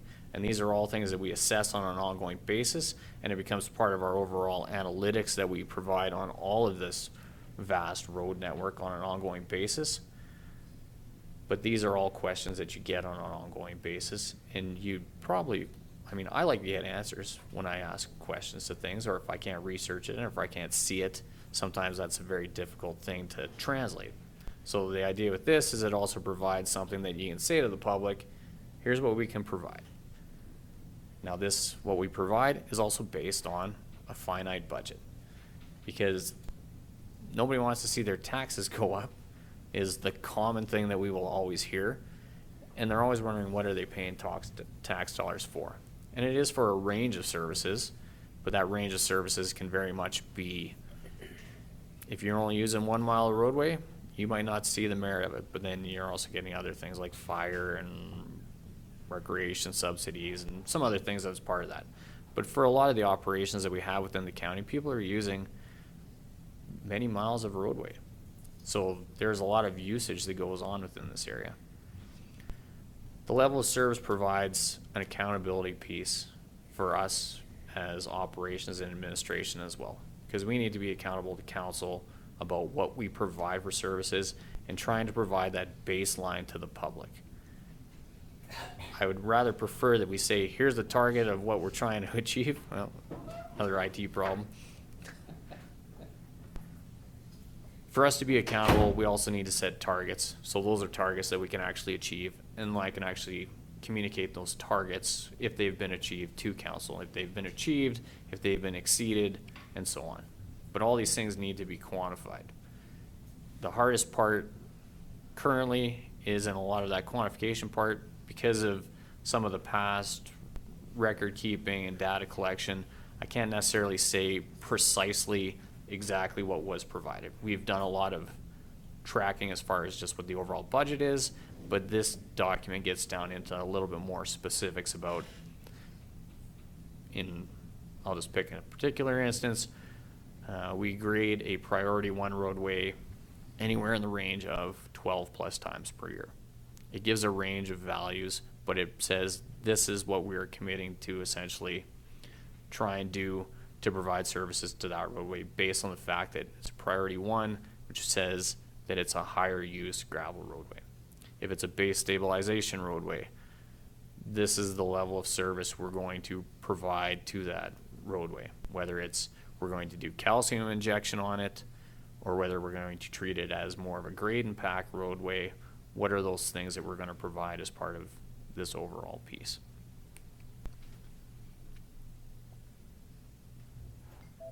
And I know we'll get lots of questions. I really like the public's calling. The explanation that you gave there, because I think it's, you know, it's from year to year, it's different. From month to month, it's probably even different with what happened. Just depends on the weather or whatever. But all you're doing is the level of service here, because you want to establish your budget that you need for the year to come. And this way, but you can work with the stuff like a class 1 roadway, like you were talking about 12 times, maybe it's not necessary this year, it could only 10 times, but we've gotta spend some more time on another one. And, like, do you have to come back to council for that? I don't think so. No, the intention is it's a fluid document and it's living essentially during that period of time. Now, I can't control if it rains for 2 months or something like that, then obviously that's going to affect our level of service that we provide. But this is also a reporting mechanism where I can say for priority 1 roadways, if, let's say 6 months into the year, with our tracking and what we're doing as far as data collection, I can tell you how many times or how many miles of priority 1 roadway we've bladed essentially at this point in the year, or how many miles of priority 2, or how many miles of priority 3, based on what we basically said was our baseline level of service. Now, currently right now, for what's within here, one of the targets I had for grading, and these are, like I said, these are very much targets. Now they're based on calculations of best, in some cases, best case scenario. Some of it's moderated case scenario, because I have to look at, I have to factor in things like the weather, right? I have to know that, outside of it being extremely dry this year, on a typical year, you're going to lose 3 to 4 weeks potentially to weather, right? So in that instance, then you have to recalculate what's that optimum number you can get to. So anyway, getting back into that. So on the grading portion, we have 7,200 miles. Now, just for everybody to know, I don't put it into kilometers based on the fact that our grid network is based on mile segments. It's just easier to reference from that standpoint. Because otherwise I could say it's 9,600 kilometers and you're like, well, that sounds great. But I go by miles just based on the grid network. So with that, 7,200 miles is the baseline target. On a given year, I would expect we could probably do, because of grading during winter operations and whatnot, I put in there we could probably do an additional 300 miles. So 7,500 miles is kind of the target grading based on what we have currently for manpower, staffing, and machinery. And based on the number of miles that we have and the priority sections essentially being 1, 2, and 3. Now, to this year, to the end of June, essentially at this point, because we have had a regular, exceptionally dry year, the total number of miles we've done is over 4,000 at this point. So at the midpoint, we've already probably eclipsed essentially what our potential level of service is. Now, does that mean we stop? Well, in a lot of cases, it doesn't mean we can stop. It just means we can provide a little bit better level of service this year. Now, this year is probably going to be, like I said, closer to 8,000 miles we might get done based on existing conditions, and if all things hold true to the end of the year, and I look at a 50% point now, 8,000 miles. Next year, it could be 7,800. It completely depends on the season, or the year, or the open winter. In this case, we had a very much an open winter. We were able to do more grading operations because we had those fluctuations where we could actually go out and blade and the roads weren't frozen. So Jeremy, just before you go on, why would you grade more in a dry year, other than you would grade earlier in the year? Is that the only reason? Because the roads would not be in as bad a condition as if it was wet. So could you kind of explain that to me?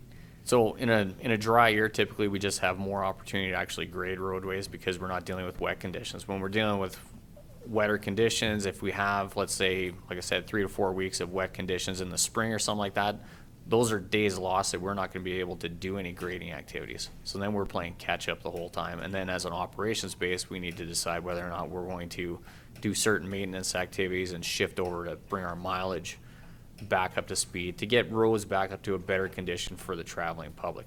So in a dry year, typically when we get into this one, we do begin to start to focus more on intersections and whatnot, because in a lot of cases you don't need to grade the whole mile of roadway, but we still need to maintain crown on roadways. And the hard thing is when you do have as much intensive livestock as we do have, if you leave your roadway for too long in a gravel road, even in a dry season, they begin to flatten, and it's harder to gain that crown back at that point than it is than not to. Okay. Yeah.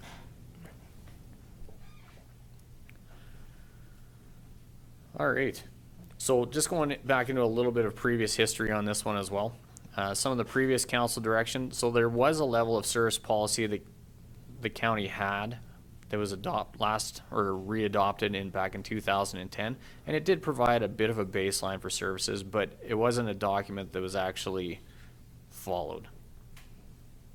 Or the level of services that we had within there were not necessarily accurate to what essentially the county was providing. So the new level of service document ties in budget, ties in mileage approximations, ties in more things, and gives a truer semblance of what the services are that the county has been providing versus what the 2010 level of service document had within it. And as we had from the previous portion, there's also some other policies that are all amalgamated into this one, or into this new level of service document, to provide a better semblance and to cover off on all the operational activities, as many of the operational activities as we can that require to be adopted within a policy document. So the crop damages and the right-of-way and the fencing details. Now, some of these are way more simplistic, but in some cases, you're just literally eliminating certain guideline steps. In the fencing portion, I think the policy had 6 different guideline pieces, whereas very much we can simplify that into smaller pieces, because then you're eliminating different verbiage essentially within that document. So just a little bit of background information on this. As we have had a number of workshops and we have had a number of discussions around the overall level of service and having that forward-facing piece, part of what I've tried to summarize into this and lots of the questions that I've posed to yourselves and that we've developed over a period of time through some Q&A portions as well as these open workshops is essentially what are the expectations of council, and me trying to essentially illustrate how does that tie into budget. Because there is that question always with a level of services. Everybody's, as we've talked in previous one, everybody wants more, but more costs more money. So then it's a question of, as you approve the budget, where do you want more?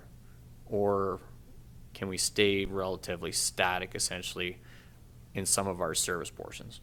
And by all means, I encourage the reviews of level of services, because you are the public representatives. You need to be able to express to us as administration what the expectations are. What does that look from a budget standpoint?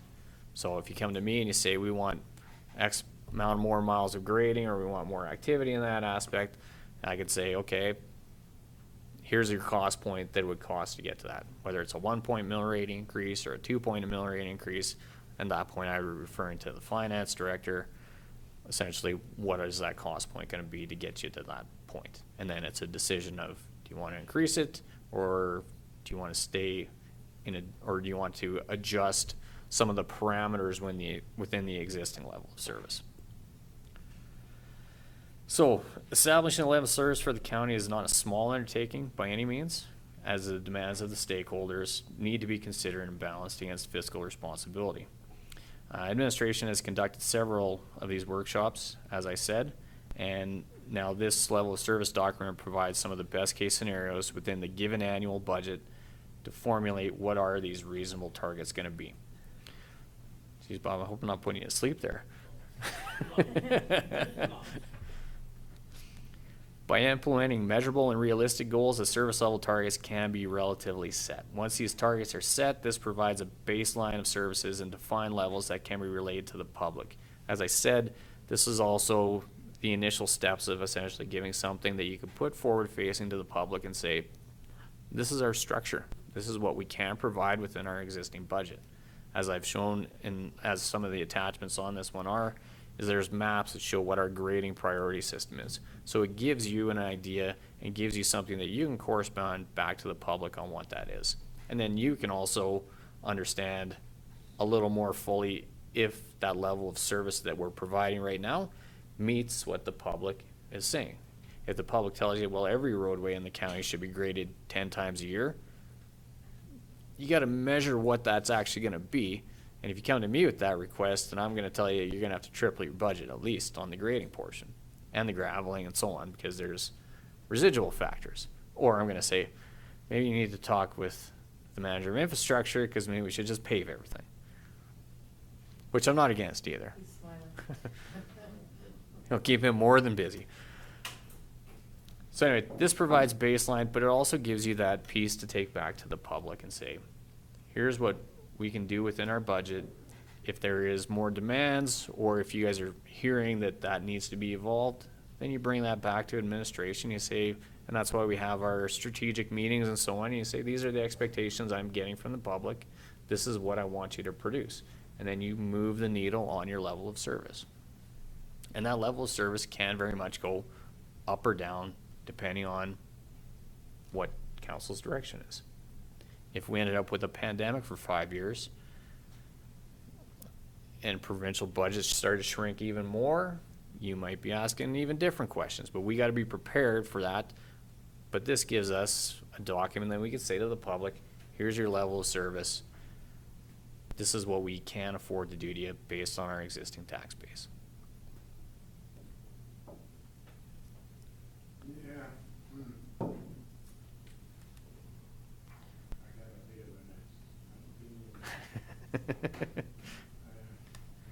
So this is very much though, this is council's document, because this is setting your level of service. Us as administration takes direction from council and executes essentially on what that is. So on the financial impact portion of this, this is essentially very much based on what the 2021 budget is approved for right now. The intention with the level of service document is to bring it forward every year when you are into those budget discussions to basically see if we need to adjust those level of services accordingly, and then what that cost point is going to be.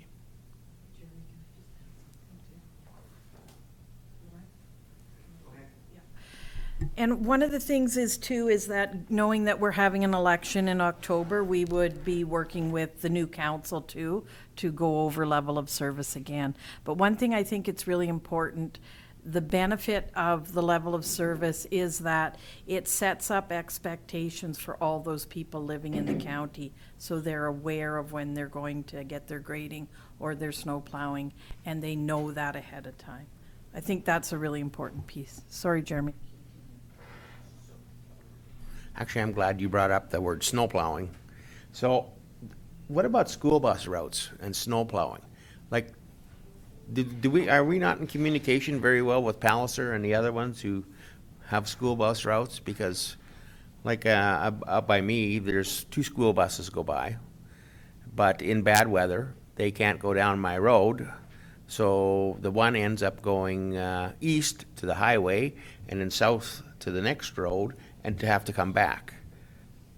But look, are we not telling, are we not getting the information from the school districts, or what's the problem? I don't follow, I guess.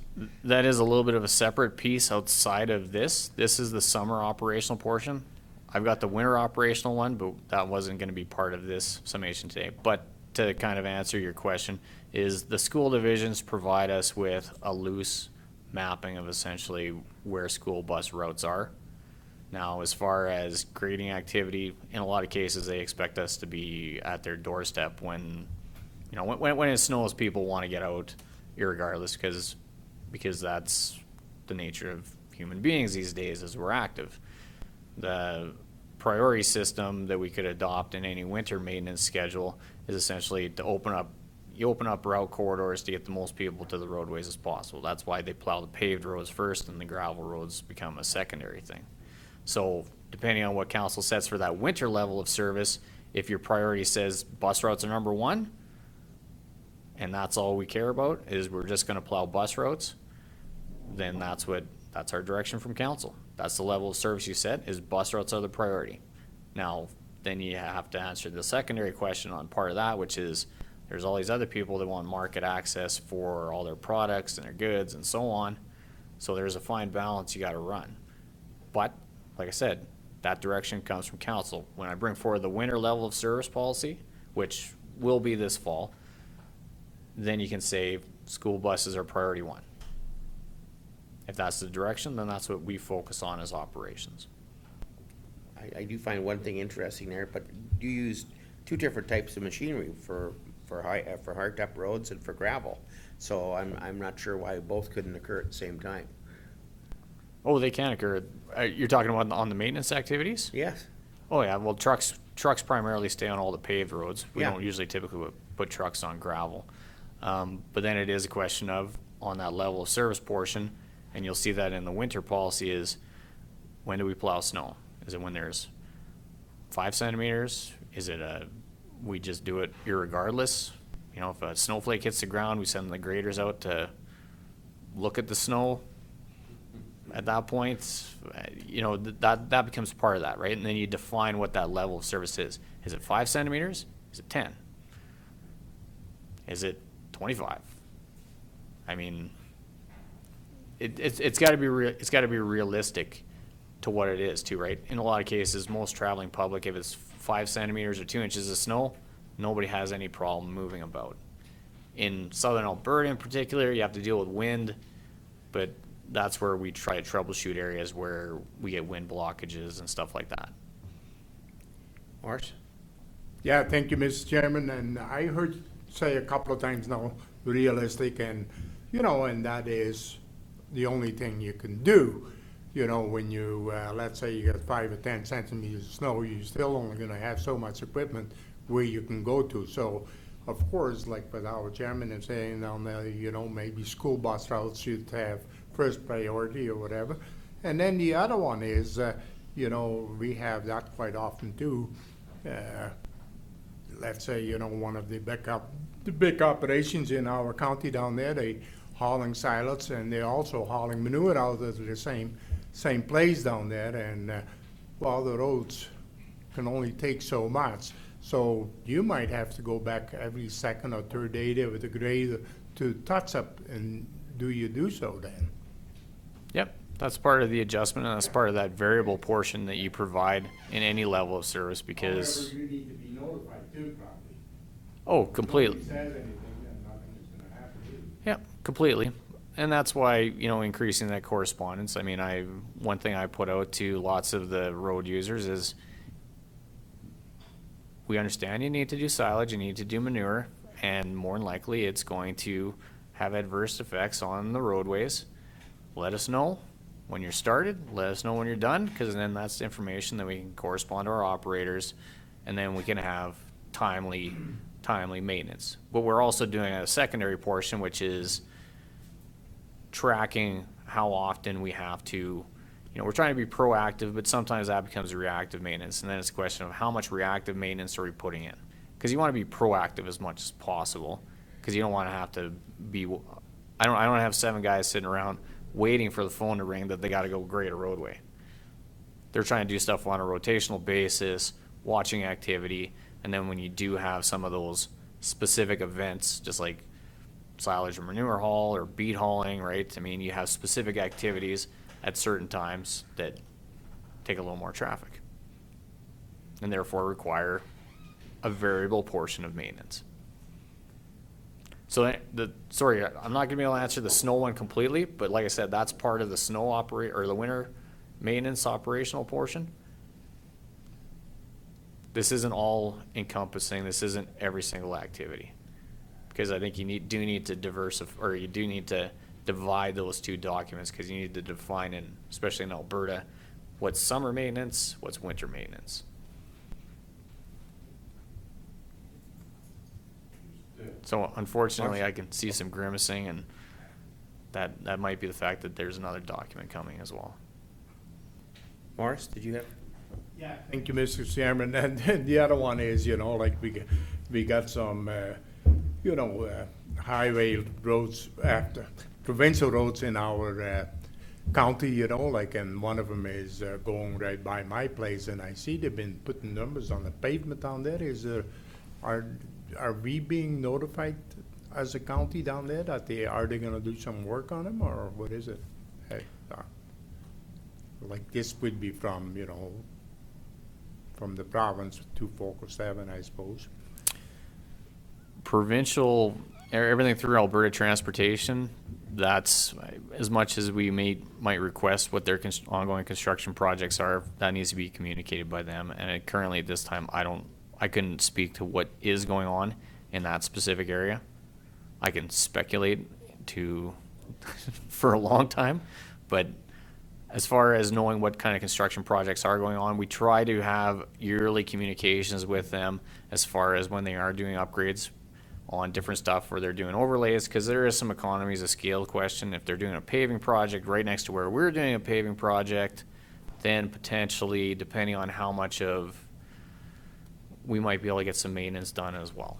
But there is restrictions that they face as well, is they're only allowed a percentage outside of their primary contract for a secondary one.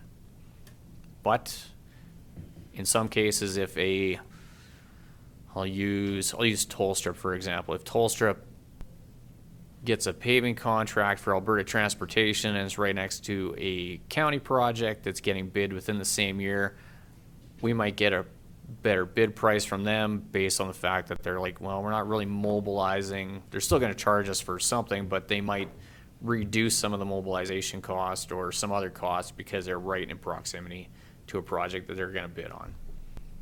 But we still have an open contract bid system where they're at the mercy of the bid contracts as well. So, sorry, unfortunately, Councillor Zeenstra, I can't answer what Alberta Transportation is doing there. Yeah, you would think they would stay more in touch with, you know, with the municipalities, you know, when they're doing some projects or whatever. And just like I said, they seems to be putting all kinds of numbers on that stretch of highway by my place. What it means, I haven't got a clue. Yeah. Go ahead, Klaus. But that's probably the way it goes the other way around too. As soon as the province is working on something, do they notify the county that they're working on it? But the other way around, do we notify the province when we're working on certain roads? Probably not either. So it goes both ways. Yeah. I'll just Devin? add in on my capital projects, if we're tying into or getting close to the Alberta Transportation roadway, we definitely do notify them. And also keep tabs on Alberta Transportation projects in the area to see who is the winning contractor, and then try and strategize when I release my tenders to try and piggyback on those projects if they're in close proximity. Example, the Kip Road, AECON had a 18 project in the area.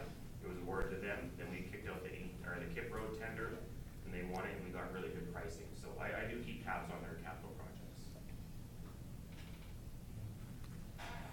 There's a lot of strategy involved in a lot of the different stuff that we do, and that's exceptional on Devin that he's actually keeping track of where all those detailed portions are. And there's opportunities to be had when you're strategic to that extent. And I believe we do get like a 3-year forecasted project from transportation, but as we've seen with recent funding announcements or twinning of highways or whatever the case is, sometimes projects just suddenly appear and you have no idea why sometimes, but they do. So the reasons for my recommendation, or I'll touch on the financial impact. I mean, obviously this is a year-to-year document. Services change as council demands change. I'm also attentive to what prices are within the market. I mean, we are seeing higher prices for building materials, which doesn't necessarily affect equipment pricing, but you know, a tie-in portion to this is, you know, we need equipment to do our work. The price of steel has gone up. We see different costs escalating as we need to, and we need to plan for those accordingly. And those are things that are communicated essentially on a year-to-year basis when we do our annual budgeting. I'm trying to always provide the best forecast, but I'm also subject to, I'm not subject necessarily to too many tariffs because it's the states we deal with primarily, but there are commodity prices that change and fluctuate. Just like the price of fuel right now, as it gets higher and higher and higher, those are little pieces that might affect some of what our financial costs are for providing levels of service. So the reasons for my recommendation today on the level of service document. This is to ensure the stability and direction of services to the stakeholders of the county. And it's important to stipulate what that baseline is and to have a good living level of service document that communicates that to the public. The level of service that will be formed from an approved budget on an annual basis is based on our due diligence providing the best available information to council based on what we also see as far as being involved with daily operations, monthly, weekly, and so on. We're trying to provide you with the best information to make decisions, but you're still the ones that set essentially what that level of service is going to be. And then we as administration prepare how to adjust or change essentially accordingly with those expectations. Morris? Yeah, thank you again, Mr. Chairman. So the way I kind of look at your, your document down there about the level of service down there, if we as a council pass that, it gives you a guide, isn't it? Yes, this provides the baseline Yeah. for services that we provide. Yeah. Dory? Thank you, Mr. Chairman. I guess a couple of points. I do appreciate how you've highlighted a number of times the fact that this document, as well as what we've talked about in the past with our asset management, is a living document. I think that's something that's important for staff and us as counselors to always communicate to the public, because I think there's a risk of seeing a document, seeing a number on a document, and thinking that's the final say, the be all end all. So I think it's really important, and not taking away, you've obviously stressed that, so I appreciate that, seeing that in there. That's something that we can communicate to the stakeholders. Maybe what we've set out isn't enough, or maybe we're over servicing. So we have that ability to adjust, and I think that's something that we need to stress. I also think it's important you touch on how it's based off the budgeting process. The most important role that council has is doing that, going through that process, forecasting, looking forward, and setting the budget for the current year and the years moving forward. So making sure that we stress that relationship when a document like this comes out. I think it could be easy for some just to hone in on some of the details and just fixate on those cost points and see them isolated and as standalone items. But I think it's important that this is all part of that bigger budget that we set every year. And as such, as the budget fluctuates, the level of service is going to, at the same time, fluctuate as well. It's going to go up, it's going to go down. So at the end of the day, I think that some people may be concerned that there is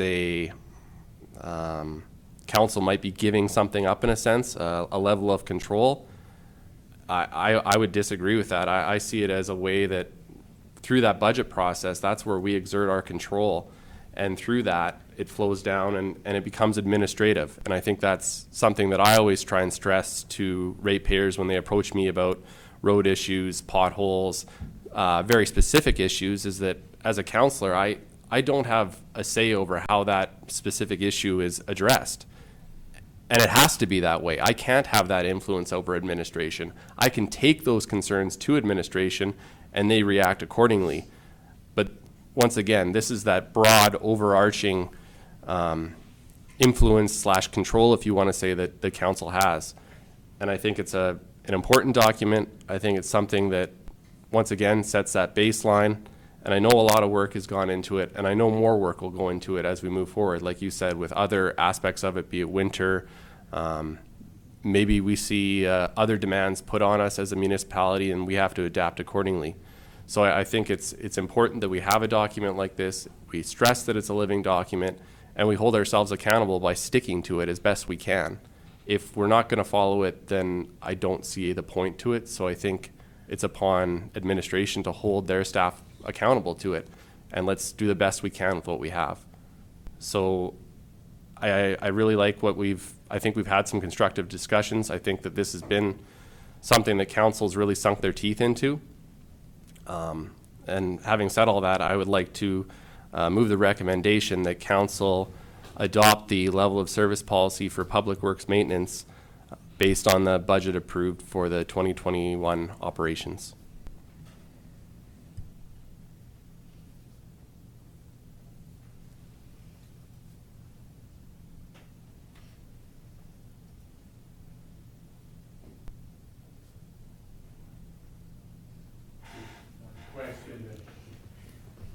So this is for 2021. So next year, whoever is down there at council, it's going to be presented again and go over it again. Yes, Councilor Zeenstra, I will present this exact or formulation of essentially of what this is to council post election. So end of October, beginning of November, essentially whenever council decides on when those dates are essentially going to be. So then it will be that document that, like I said, comes back every year essentially and acts as that formative document for the preparation of 2022's operational budget. Ann? And just to answer your question further, Councillor Zeenstra, is we're already setting up council orientation for after the election, and one of the first pieces we'll be dealing with is level of service and budget, because that's something that's going to come up pretty early in the new council terms. Steve? Thanks, John. For the most part, I like the policy, grading, graveling, line painting, it was all good. When it comes to the haul route network, I guess that's where I have my biggest concern going forward. I think it's where we all have the most complaints from our citizens. A lot of people don't even use these roads because they pretty much can't anymore for most of the year anyway. I mean, it's not all the whole year, but a lot of times there's vehicles being damaged. It's just the potholes. I think going forward, we just need to come up with a better solution to making these a better road, a better all-season road. Just giving them a treatment a year, I don't know if that's the solution or not, but a lot of them just don't seem to hold up for a year, so I think we just need to do a lot more work to come up with some kind of a solution to do it. I mean, try and cut down on a lot of the citizen complaints and just getting these roads back into the right shape. Any other comments? Well, I understand where this is a necessary document. I do have some reservations about it. I too probably have some concerns about haul routes, but I still have a concern over compensation for land, especially if you've being offered less than what you paid for your land, and that really does trouble me. But I do have a couple of questions. I'm not sure which page to tell you because I got two different page numbers on my sheet here. Page 9 or page 27, you talk about signage. And it said speed limits will follow design guidelines where applicable and unless otherwise posted for all gravel roads. So is that supposed to say a speed limit in there? I am just scrolling down. Speed limits will follow design guidelines where applicable and be 80 kilometers an hour unless otherwise posted for all gravel roads. Oh, mine's missing that. Oh. It's got, yellow and black check marks in it. Oh. Interesting. That is on page 9 though, but it does say 80 kilometers an hour. Now on the design guideline portion, so for a paved roadway, when infrastructure builds a paved roadway, it has a design speed built into it. Right. The province as a whole has 80 kilometers an hour on gravel roads unless otherwise posted. And that's one of the things that we have discussed internally in some of the questions that have come through council. There is obviously a need to bring the speed limit portion back to council to have a more formative discussion, but again, that's something that we're looking to do in November. Because we do have a bit of random speed limits per se in certain areas around the county where it's not necessarily consistent. And that is something that I think we should define, because it becomes something that especially from enforcement purposes for our CPO, he'd appreciate it. And so would some citizens who complain about speed. So my second part of that question is, it says unless otherwise posted, so I know like when you come into a city, they have a big sign on most of the roads that come in saying, you know, the speed limit is, say, 50 kilometers an hour, unless otherwise posted, so is that mandatory for us to do the same thing? Like, how do you know what the speed limit is on a gravel road? It's not necessary. I mean, I know lots of areas do that, but in a lot of cases, I mean, City of Chestermere, who I previously used to work for, we had a sign coming in ours that said residential streets are 40K unless otherwise posted. The City of Calgary has just adopted a new bylaw, essentially, that basically says the exact same thing. All of their residential streets are 40 kilometers an hour unless otherwise posted. It's a way to get around signage in urban areas. I don't necessarily see it being necessary in rural areas because it's more of a widely accepted thing that the speed limit is 80 kilometers an hour unless otherwise posted. That's through the province, essentially, where that direction comes from. But I added that unless otherwise posted portion on here because we do have some gravel roads that are posted at 50 kilometers an hour. Now, is there part of that though is saying to council when we bring some more of this information forward in regards to speed limits, do you think it should be 50 kilometers an hour? We'll discuss that later. Yeah, it's a bigger discussion. Yep, go ahead. That just reminded me of something when the Reeve was mentioning that. Though our signs, I noticed when I was out in the county, on the county signs that talk about fire ban, I think they're too small, but that's something I just want to make note of and we can revisit later. You want it bigger? Yeah, we should look into it. Just with the recent issues that with fires that we'll talk about later. Okay. Make a note. I'll make a The note. big one on the number 3, I mean, it's just a little one there. Yeah, that's what I noticed on the weekend, yeah. Sorry, Lauren. Nope. Reeve. So one other question I have is on page 6 or 24, and that is where you talk about the use of MG30 on, you know, coming up to at intersections. How good is that proving to be? Because I find them to be actually rougher than a road that's graded.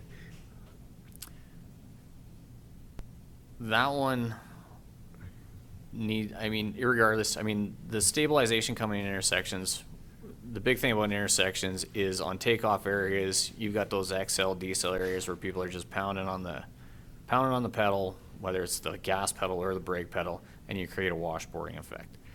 In order to, by using these products, we get a longer period of time before we have to go through and maintain those. Because if it was just a loose gravel area, you could probably be back there just about every week. Whereas this will lean out what that service point needs to be on that. Now, with that being said, I know operators in general have been very gun shy about touching any piece of dust control, regardless of where it's coming off of. If it's in front of somebody's property and it's rough, my direction is we blade it.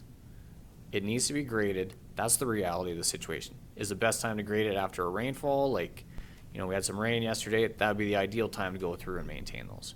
But there has been previous direction, which has been we don't touch anything that's got dust control, which is not proper maintenance.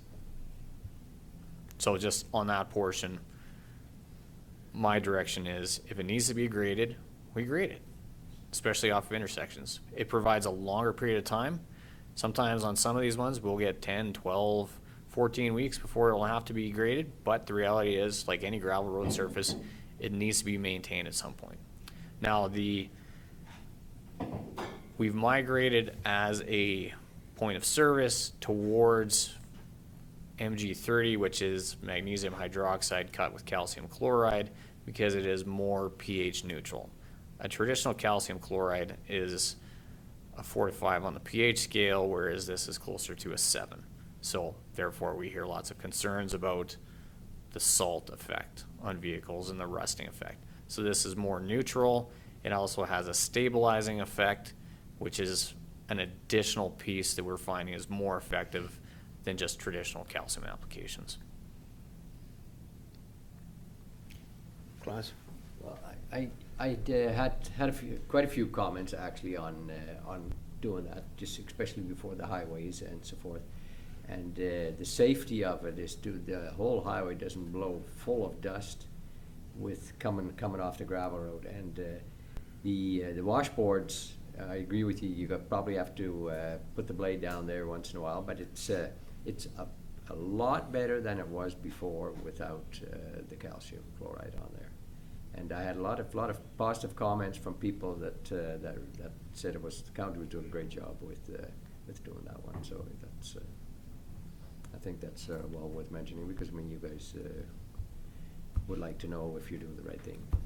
Excellent. Thank you. I appreciate that feedback. And I think my last question is on page 9 again, 27, and that is your typical culvert size, 24 inches.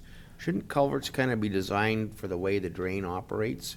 So shouldn't you start out slow with a smaller one and get bigger as you go along, rather than, you know, say 24 inches all the way? Don't you want to kind of control the water going to the drain at a more acceptable rate of flow? Those numbers are for providing a baseline, right? Because in a lot of cases, yes. I mean, depending on what the instance is, and depending on even sometimes some of our drainage studies, that size might have to be different. But this is the baseline. This is the baseline number. So if somebody calls and applies for an approach, 500 mil is our target for what we want going through there. In some cases, you know, if a house is on top of a hill, we'll say, you know what, you don't need a culvert. But getting into that point, if you do require something bigger, that's something that we assess essentially from the field. And we will essentially increase that amount depending on what that given instance is. Because you do have potential choke points that can occur, but the idea is to have somewhat relatively the same pieces going along. So if you've got 600 mil culverts going along, that becomes the flow rate, essentially, that's allowed to do if everything's open and flowing properly, or 800 mil culverts. So when we do drain construction and stuff like that, we try to match what we get for the volume of water that the irrigation district tells us. Like we're doing, as an example, we're doing one, we've got a blowout, we got a sinkhole in the middle of a road right now, and we have to do an emergency dig out of one that's part of the Raymond irrigation district. Unfortunately, it didn't end up in the county of Warner. We're only 500 meters away from the boundary because I was all excited I was going to get to call them and tell them it was their problem. But the pipe that's in there right now is 1,000 meter or 1,000 mil culvert. Does it need to be 1,000 mil? I'm calling the irrigation district saying, what's your flow rate coming through here? Because more than likely, from what I can see from the siltation of this culvert, it's running at about 500 mil capacity because you can't even see the thing. It's got so much silt in and around it. But we need to match up what that size is, essentially the irrigation district. So if they come back and they tell me it needs to be 10 CFM or whatever the case is, then I say it's got to be at minimum, it's got to be an 800 mil culvert that we put into that place. And then we try to make sure that what we put in there also matches what's downstream from essentially that area. So if it's an 800 mil goes in there, irrigation on water obviously is very easy to measure at that point because the ditch will only hold so much capacity. They're only putting so much capacity through there at the best of times. Sometimes the ditch riders get a little excited and it's more like, you know, a runaway river, but that's part of their thing. But we try to match everything up essentially as we go along. And then sometimes there is those occasions where downstream we might have to get bigger based on there's not just this is collecting into it. We've got this, we had multiple variables contributing all into that same thing. So then we have to go from an 800 up to 1,000 or a 1,200. The worst case scenario for us is we have to go to a bridge size because then I got to get infrastructure involved. Because then that becomes a bridge file and becomes a whole different level of service essentially we're providing on that. But these numbers for the 20 inch and the 24 inch, that's just a baseline. Okay. If it needs to be bigger, that's something we field evaluate essentially at that time. And we evaluate also what's the collection points coming into that, what was a pre-existing, what was the condition of the pre-existing. Because in a lot of cases in previous times, there was elliptical pipes were installed Well, elliptical pipes sometimes can be like, I don't know what kind of volume that's going through that thing. So might be a conversation with the irrigation district, what's your drain ditch designed for? What do you expect is the flow rate in a best case scenario through here? I can't, overland flooding is a whole nother beast. You can't plan for some of that stuff. If that was the case, we'd be building bridges everywhere. Tori? Thank you, Mr. Chairman. Just as an aside to what you were talking about, Jeremy, does Alberta Environment play a role in that when we're talking about sizing of culverts? Do they have a role to play in that with the water, or is it just the municipality working in conjunction with the irrigation districts? For certain, thank you for the question, Councillor Campbell. For certain volumes of water, Alberta Environment Standard is if you go anything bigger than an 800 mil pipe, you need environment approval, unless it's part of an existing flow structure. So if it's part of an irrigation ditch and it was 1,000 mil, let's say, then you replace with 1,000 mil. They don't have any objections. If it goes any bigger than an 800 mil pipe, then Alberta Environment wants to be involved because then they need to assess whether or not it requires Water Act approval. So we try to keep it under that parameter as much as possible, but not to say that we don't run into some where it's like, yep, we've got to consult environment about what this is, unless literally we're replacing an existing structure. Thank you. Yeah. Any other questions? Seeing none, I will call the question. Those in favor? Those opposed? Carried.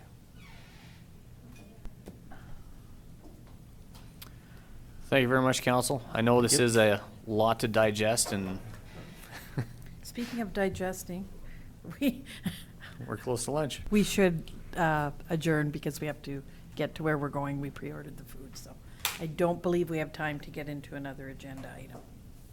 Okay, I'll move that we adjourn. Didn't know we had to do that, but okay. Yeah.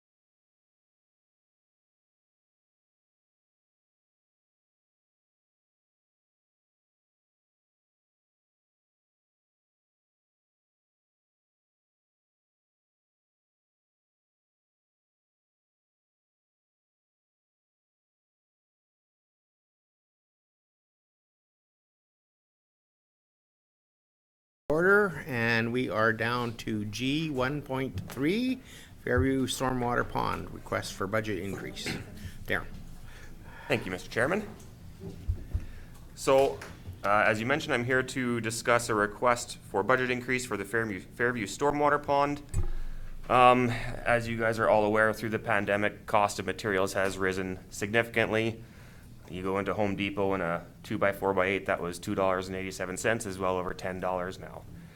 Down quite a bit lately. Pardon me? The lumber price is really coming down now. It is a bit. It's kind of Quite a bit. getting back down, but we're still seeing some inflated prices on some of our other products. Steel, poly pipe as well are subject to those increases. So those increases that we saw in 2020 have carried over into this year, and now I'm seeing it affecting this project in particular. Now this project does have a significant amount of PVC pipe included. It actually equates to about 3/4 of the total construction value. And I did ask WSP to give me a rough indication on the pre-pandemic prices compared to now, and they're still seeing about a 30% increase. So that's mainly where this increase is coming from, is the cost of that pipe. So we're looking at about $190,000 to complete this project. Just construction. Initially, the budget was $170,000. So now our lowest tendered costs come in at $190,000. Engineering is about $6,500. And with a $10,000 contingency, we're looking at a new project value of about $206,500. This was originally funded through the drainage reserve, so I am requesting that the additional $36,500 come from that reserve. Like I said, for a total project value of $206,500. An alternative, we could delay the work until 2022 in anticipation of lower pricing. However, Public Operations did construct the pond this year. There is a pond sitting there right now. I actually added a picture of it in the agenda. It looks really nice. They did a great job. But now it's missing that crucial outlet. So that's the last component of this project to make it functional. So with that, my recommendation is that County Council approve an additional $36,500 from the drainage reserve for the Fairview Stormwater Drainage Project with a total project value of $206,500. So does the water just go under the road and over to the three-pond system across the highway? So there'll be a pipe from the pond, which is right here, if you can see my cursor. Yeah. And it'll come down like this, come down in this southerly direction, and daylight right here. That's just where the grades happen to match. And then it'll surface drain from here. I can't remember where the cross culvert is that comes into this area, but yes, those three ponds is the ultimate destination. So is there a pipe going in that direction already then? Currently, no, there isn't. There's nothing, so you gotta go the whole stretch? Yes. Okay. Can you even get PVC at the moment? We can, yes. Okay. It's just at a bit of an inflated price, yes.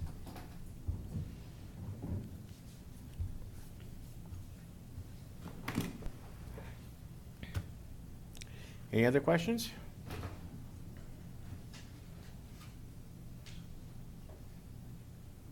So, what do you want to do?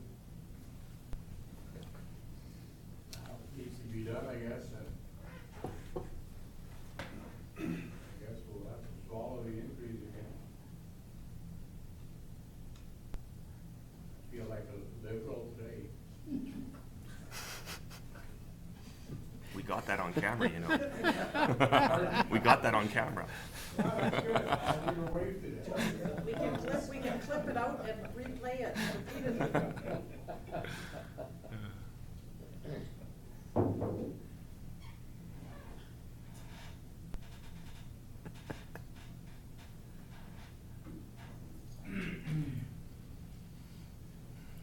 Well, Steve? Thank you, Mr. Chairman.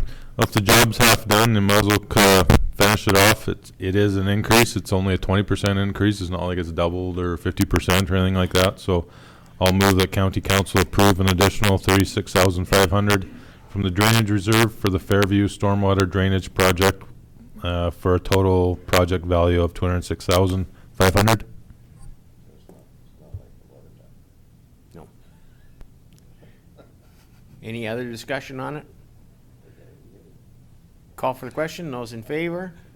Opposed? Carried. Thank you very much. Okay. Let's go to community services. And G 2.1, and that is the Fire Protection Policy 202 and fire inspection. Thank you, Mr. Chairman. Good afternoon, Council. As you are all very aware, based on our earlier discussions today and what's been going on in several council meetings over the past number of months, administration continues to review our bank of policies that the county has. And Fire Protection Policy number 202 and Fire Inspections Policy number 203 that fall under the Department of Community Services are two more policies that we feel are redundant, no longer really serve any useful purpose for the county. Fire Protection Policy number 202 was first adopted back in 1997. It was amended 5 years later, and the primary purpose of that short policy was to establish billing practices to recover part of the expenses involved when fire suppression on properties occur throughout the county. And I'll just note with that as well, Council, that administration anticipates bringing a report to Council at some point in the maybe coming few weeks with respect to ideas that Council may want to consider regarding financial aspects of fire suppression. So just a kind of a bit of a heads up there maybe. Fire Inspections Policy number 203 was actually adopted back in 1996, and its purpose was to establish conditions for fire inspection services under the fire discipline. First of all, Fire Protection Policy number 202 simply states that fire response fees will be charged in accordance with the county's Schedule of Fees bylaw, and that is what we follow.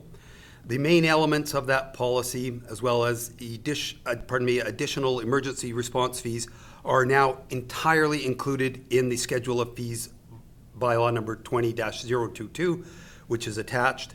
And we firmly believe, and I think you can see that that bylaw provides sufficient detail to help guide our emergency response billing practices, thereby rendering the policy kind of, again, redundant, no longer needed, no longer serving a useful purpose. With respect to the second policy, Fire Inspections Policy number 203, that addresses fire inspections, well, the frequency and need for fire inspections, which are being conducted throughout the county, are thoroughly outlined in the county's Fire Quality Management Plan, and that's that guiding document that the Safety Codes Council of Alberta approves for the county and gives us the authority to do these inspections ourselves or delegate them to other experts such as the local fire departments and the officers within those departments who are qualified to conduct those inspections. Furthermore, I'll just note that Policy 203 states how much the fees for the fire inspections were, and I use were as definite past tense because those fees are outdated. They don't even match with what is stated in the bylaw. Of course, the bylaw takes precedence over the policy.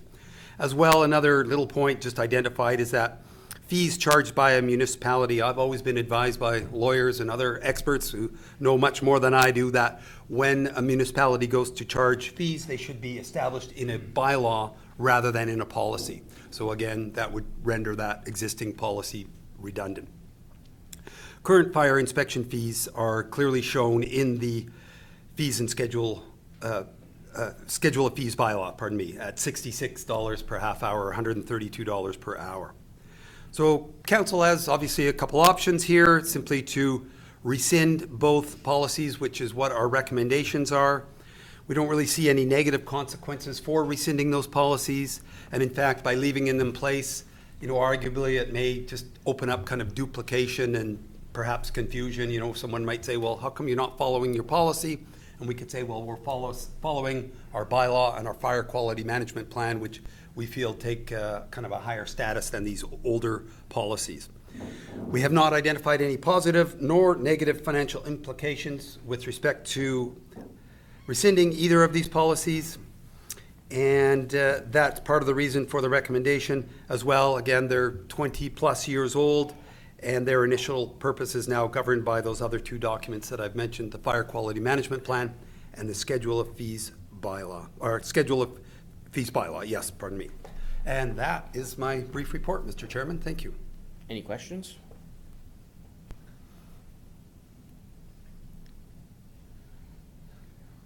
So Larry, in bylaw 20-022, number 1A, it says fees for an emergency service department. Responding to any emergency call will be $325 per half hour. Is there a maximum you charge? Is it 1 hour, or what is that? Right, thank you, Mr. Chairman. Good question, but no, there's not. So if an event were to have a significant duration, multiple hours or days, technically, we still follow that $325 per half hour, $650 per hour fee. But of course, part of the challenge with that, I guess, for Lethbridge County is that in events where multiple vehicles and departments, for example, multiple personnel respond, we're still governed and limited to that $650 an hour maximum. But you can just, we can all use our imagination when there are multiple trucks. Clearly, the response cost is much higher than that. But there's no limit on the time. We don't have anything like that. That might be one of those aspects that I referred to earlier about administration kind of reviewing just some ideas about how perhaps, council may wish to look at this through some other, angles and possibilities and consider changes moving forward. But that's still to be determined, still to come your way. Thank you. You're welcome. Any other questions? Just one, Larry, again. Do we need two motions? Mr. Chairman, yes. In this case, I would recommend two separate motions, and that way, if one goes back to be, amended after the fact or something, it's just a bit cleaner, I would think. And there aren't 8 of them like that previous list. So, yeah, thank you. Oh, sorry, Terry, go ahead. Thank you, Mr. Chairman. Having heard that, then I would move the recommendation that fire protection policy number 202 be rescinded. Any discussion? Call for the question. Those in favor? Opposed? Carried. And 203? Sure, if you want. Okay, that fire inspection policy 203 be rescinded. Any discussion? Call the question. Those in favor? Opposed? Carried. Thank you. You're welcome. Thank you very much. Let's move down to G3, corporate services. Administration, G4, G4.1 is bursary awards. Are you doing that, Tori, or? Yeah. Okay. Thank you, Mr. Chairman. This agenda item speaks to the 2021 bursary award. I'll just briefly go over the summary, and I guess first of all thank Jennifer for her work on this. She put the report together and compiled the applications for the ad hoc committee to go through, so thank you for that. Lethbridge County advertised its second annual post-secondary bursary program throughout April and May on various media platforms, with the application deadline being June 1st. As of the deadline date, the county received 9 applications. The interest generated this year was wonderful to see, as only 2 applications had been received in the previous year. The approved 2021 budget for this program is 2 $1,000 bursaries. Applications were reviewed and scored according to the bursary policy eligibility criteria by the ad hoc bursary committee, made up of 3 council members. Those members met and discussed their selections, coming to a consensus on who to recommend to council as a whole for approval. The committee was pleased with the number of applicants, variety of essays, and interests of all those who applied. It is exciting to see Lethbridge County youth have worked hard and have such enthusiasm for their post-secondary educations. Just to touch maybe on the actual bursary policy itself, what we were looking for as a committee was past accomplishments, school-related activities, community-related activities, as well as other achievements such as volunteering, academic accomplishments, and awards of recognition. And as I've said, we were very fortunate. It wasn't an easy decision. But after going through and using the scoring matrix that fell in line with the policy, there were two that stood out above the rest, and those two were Lexi Hornford and Peter Harris. Both are extremely deserving. Lexi actually just this past, or at the end of June, was the valedictorian of her graduating class in Coldell at Kate Andrews. And Peter has graduated a little bit a few years earlier, but is now endeavoring into his post-secondary career here in Lethbridge at the college. Both of them, like I said, they really stood out, both scholastically and with their involvement in the community, volunteering, working in the community, and trying to make the community better.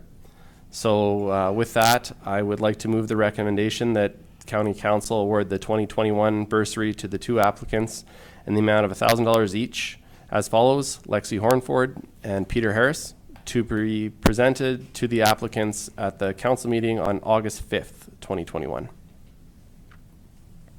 Any questions? Hey, go ahead, Steve. Thank you, Mr. Chairman. I just want to make a comment.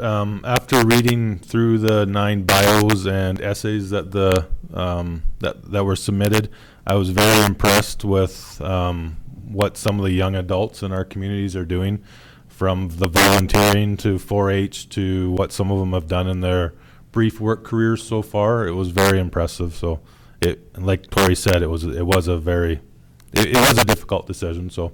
But it was very impressive anyway. Good. Any other questions?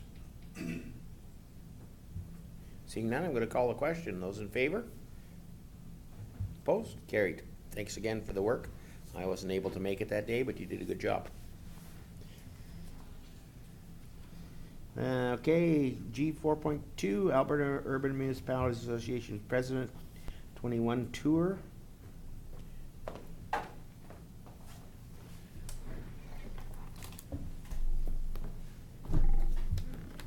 Thank you, Mr. Chairman. Good afternoon, Council.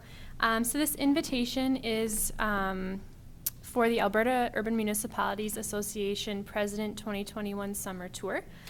So an email invitation was received from the town of Colehurst inviting 2 Lethbridge County representatives to the AUMA President 2021 Tour. AUMA President and Mayor Barry Morishita will be visiting several municipalities, I believe, throughout the province this summer. And is making a stop in Colehurst at the David A. Veras Social Arena and in Miners Memorial Park on July 20th. So 2 representatives have been asked to attend the event. There's going to be a barbecue for some socializing, things like that. There'll also be, I believe, some MPs and MLAs that have also been invited to this event. So the recommendation is that 2 representatives be chosen to attend the Alberta Urban Municipalities Association President 2021 Summer Tour on July 20th, 2021 at the David A. Veras Social Arena in Miners Memorial Park in Colehurst.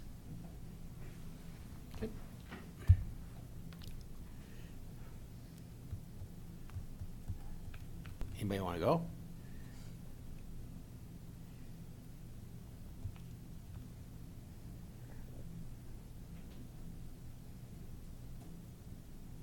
I'll go if you can't find anybody else.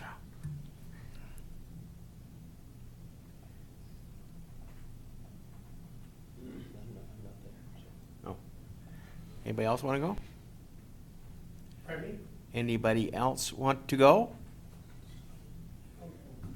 Ken? Ken? Okay.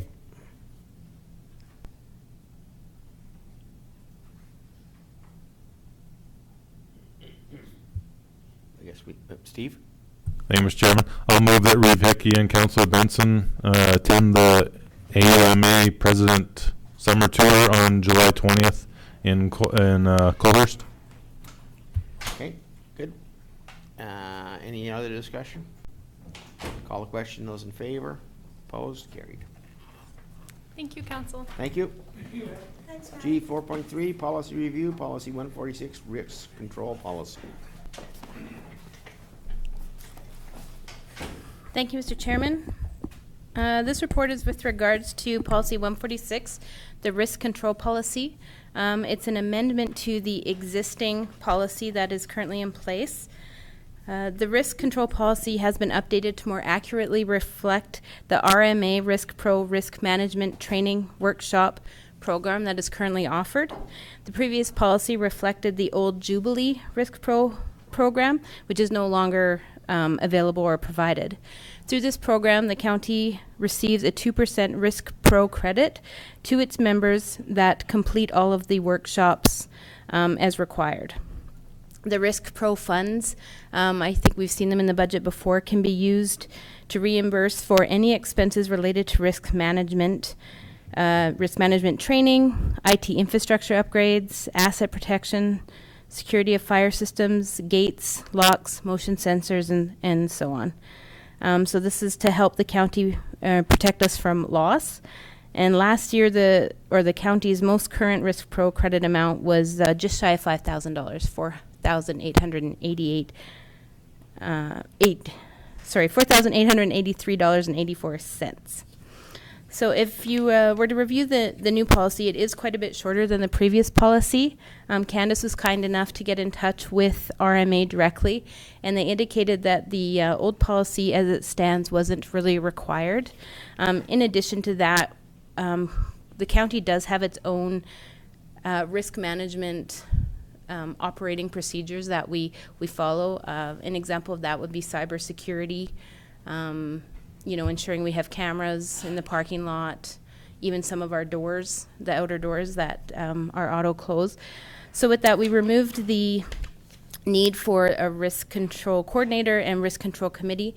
However, at the senior leadership team level, discussions will take place with regards to maybe putting in a directive. So we do have something in writing that not only supports the policy, but also supports the operating procedures and pieces that we already have in place. I think that pretty much covers this policy. I'll just add that through the Risk Pro courses, Amelia manages that, and there's generally 5 to 6 courses that need to be completed within the year. But she also, and Amelia does all of them in her position with the insurance, but she also submits that to all of Public Works, the senior leadership team, and supervisors.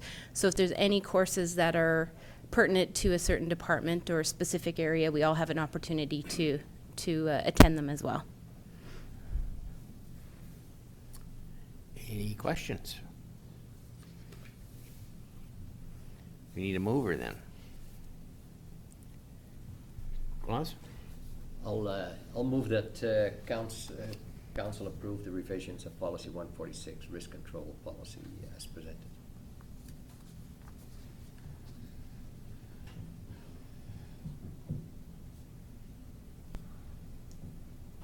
Any further discussion? Call the question. Those in favor? Opposed? Carried. Thank you. Thank you.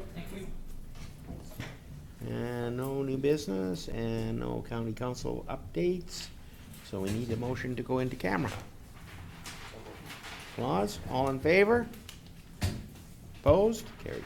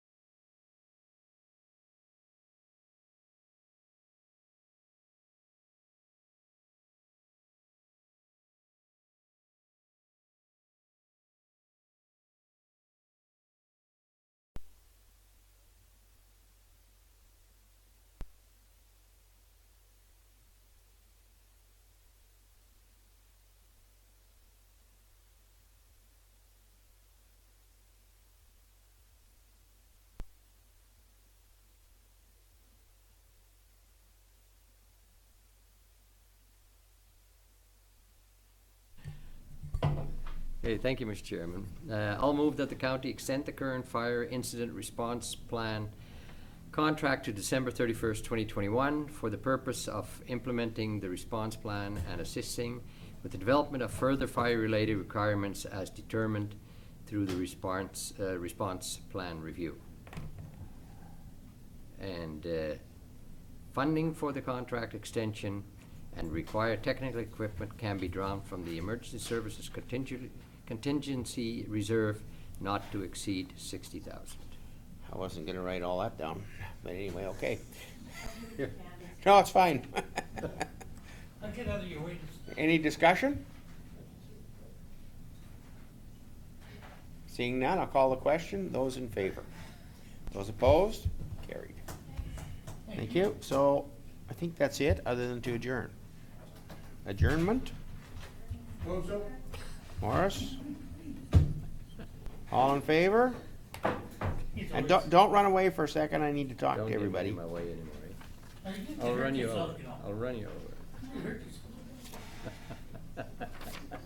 Sorry.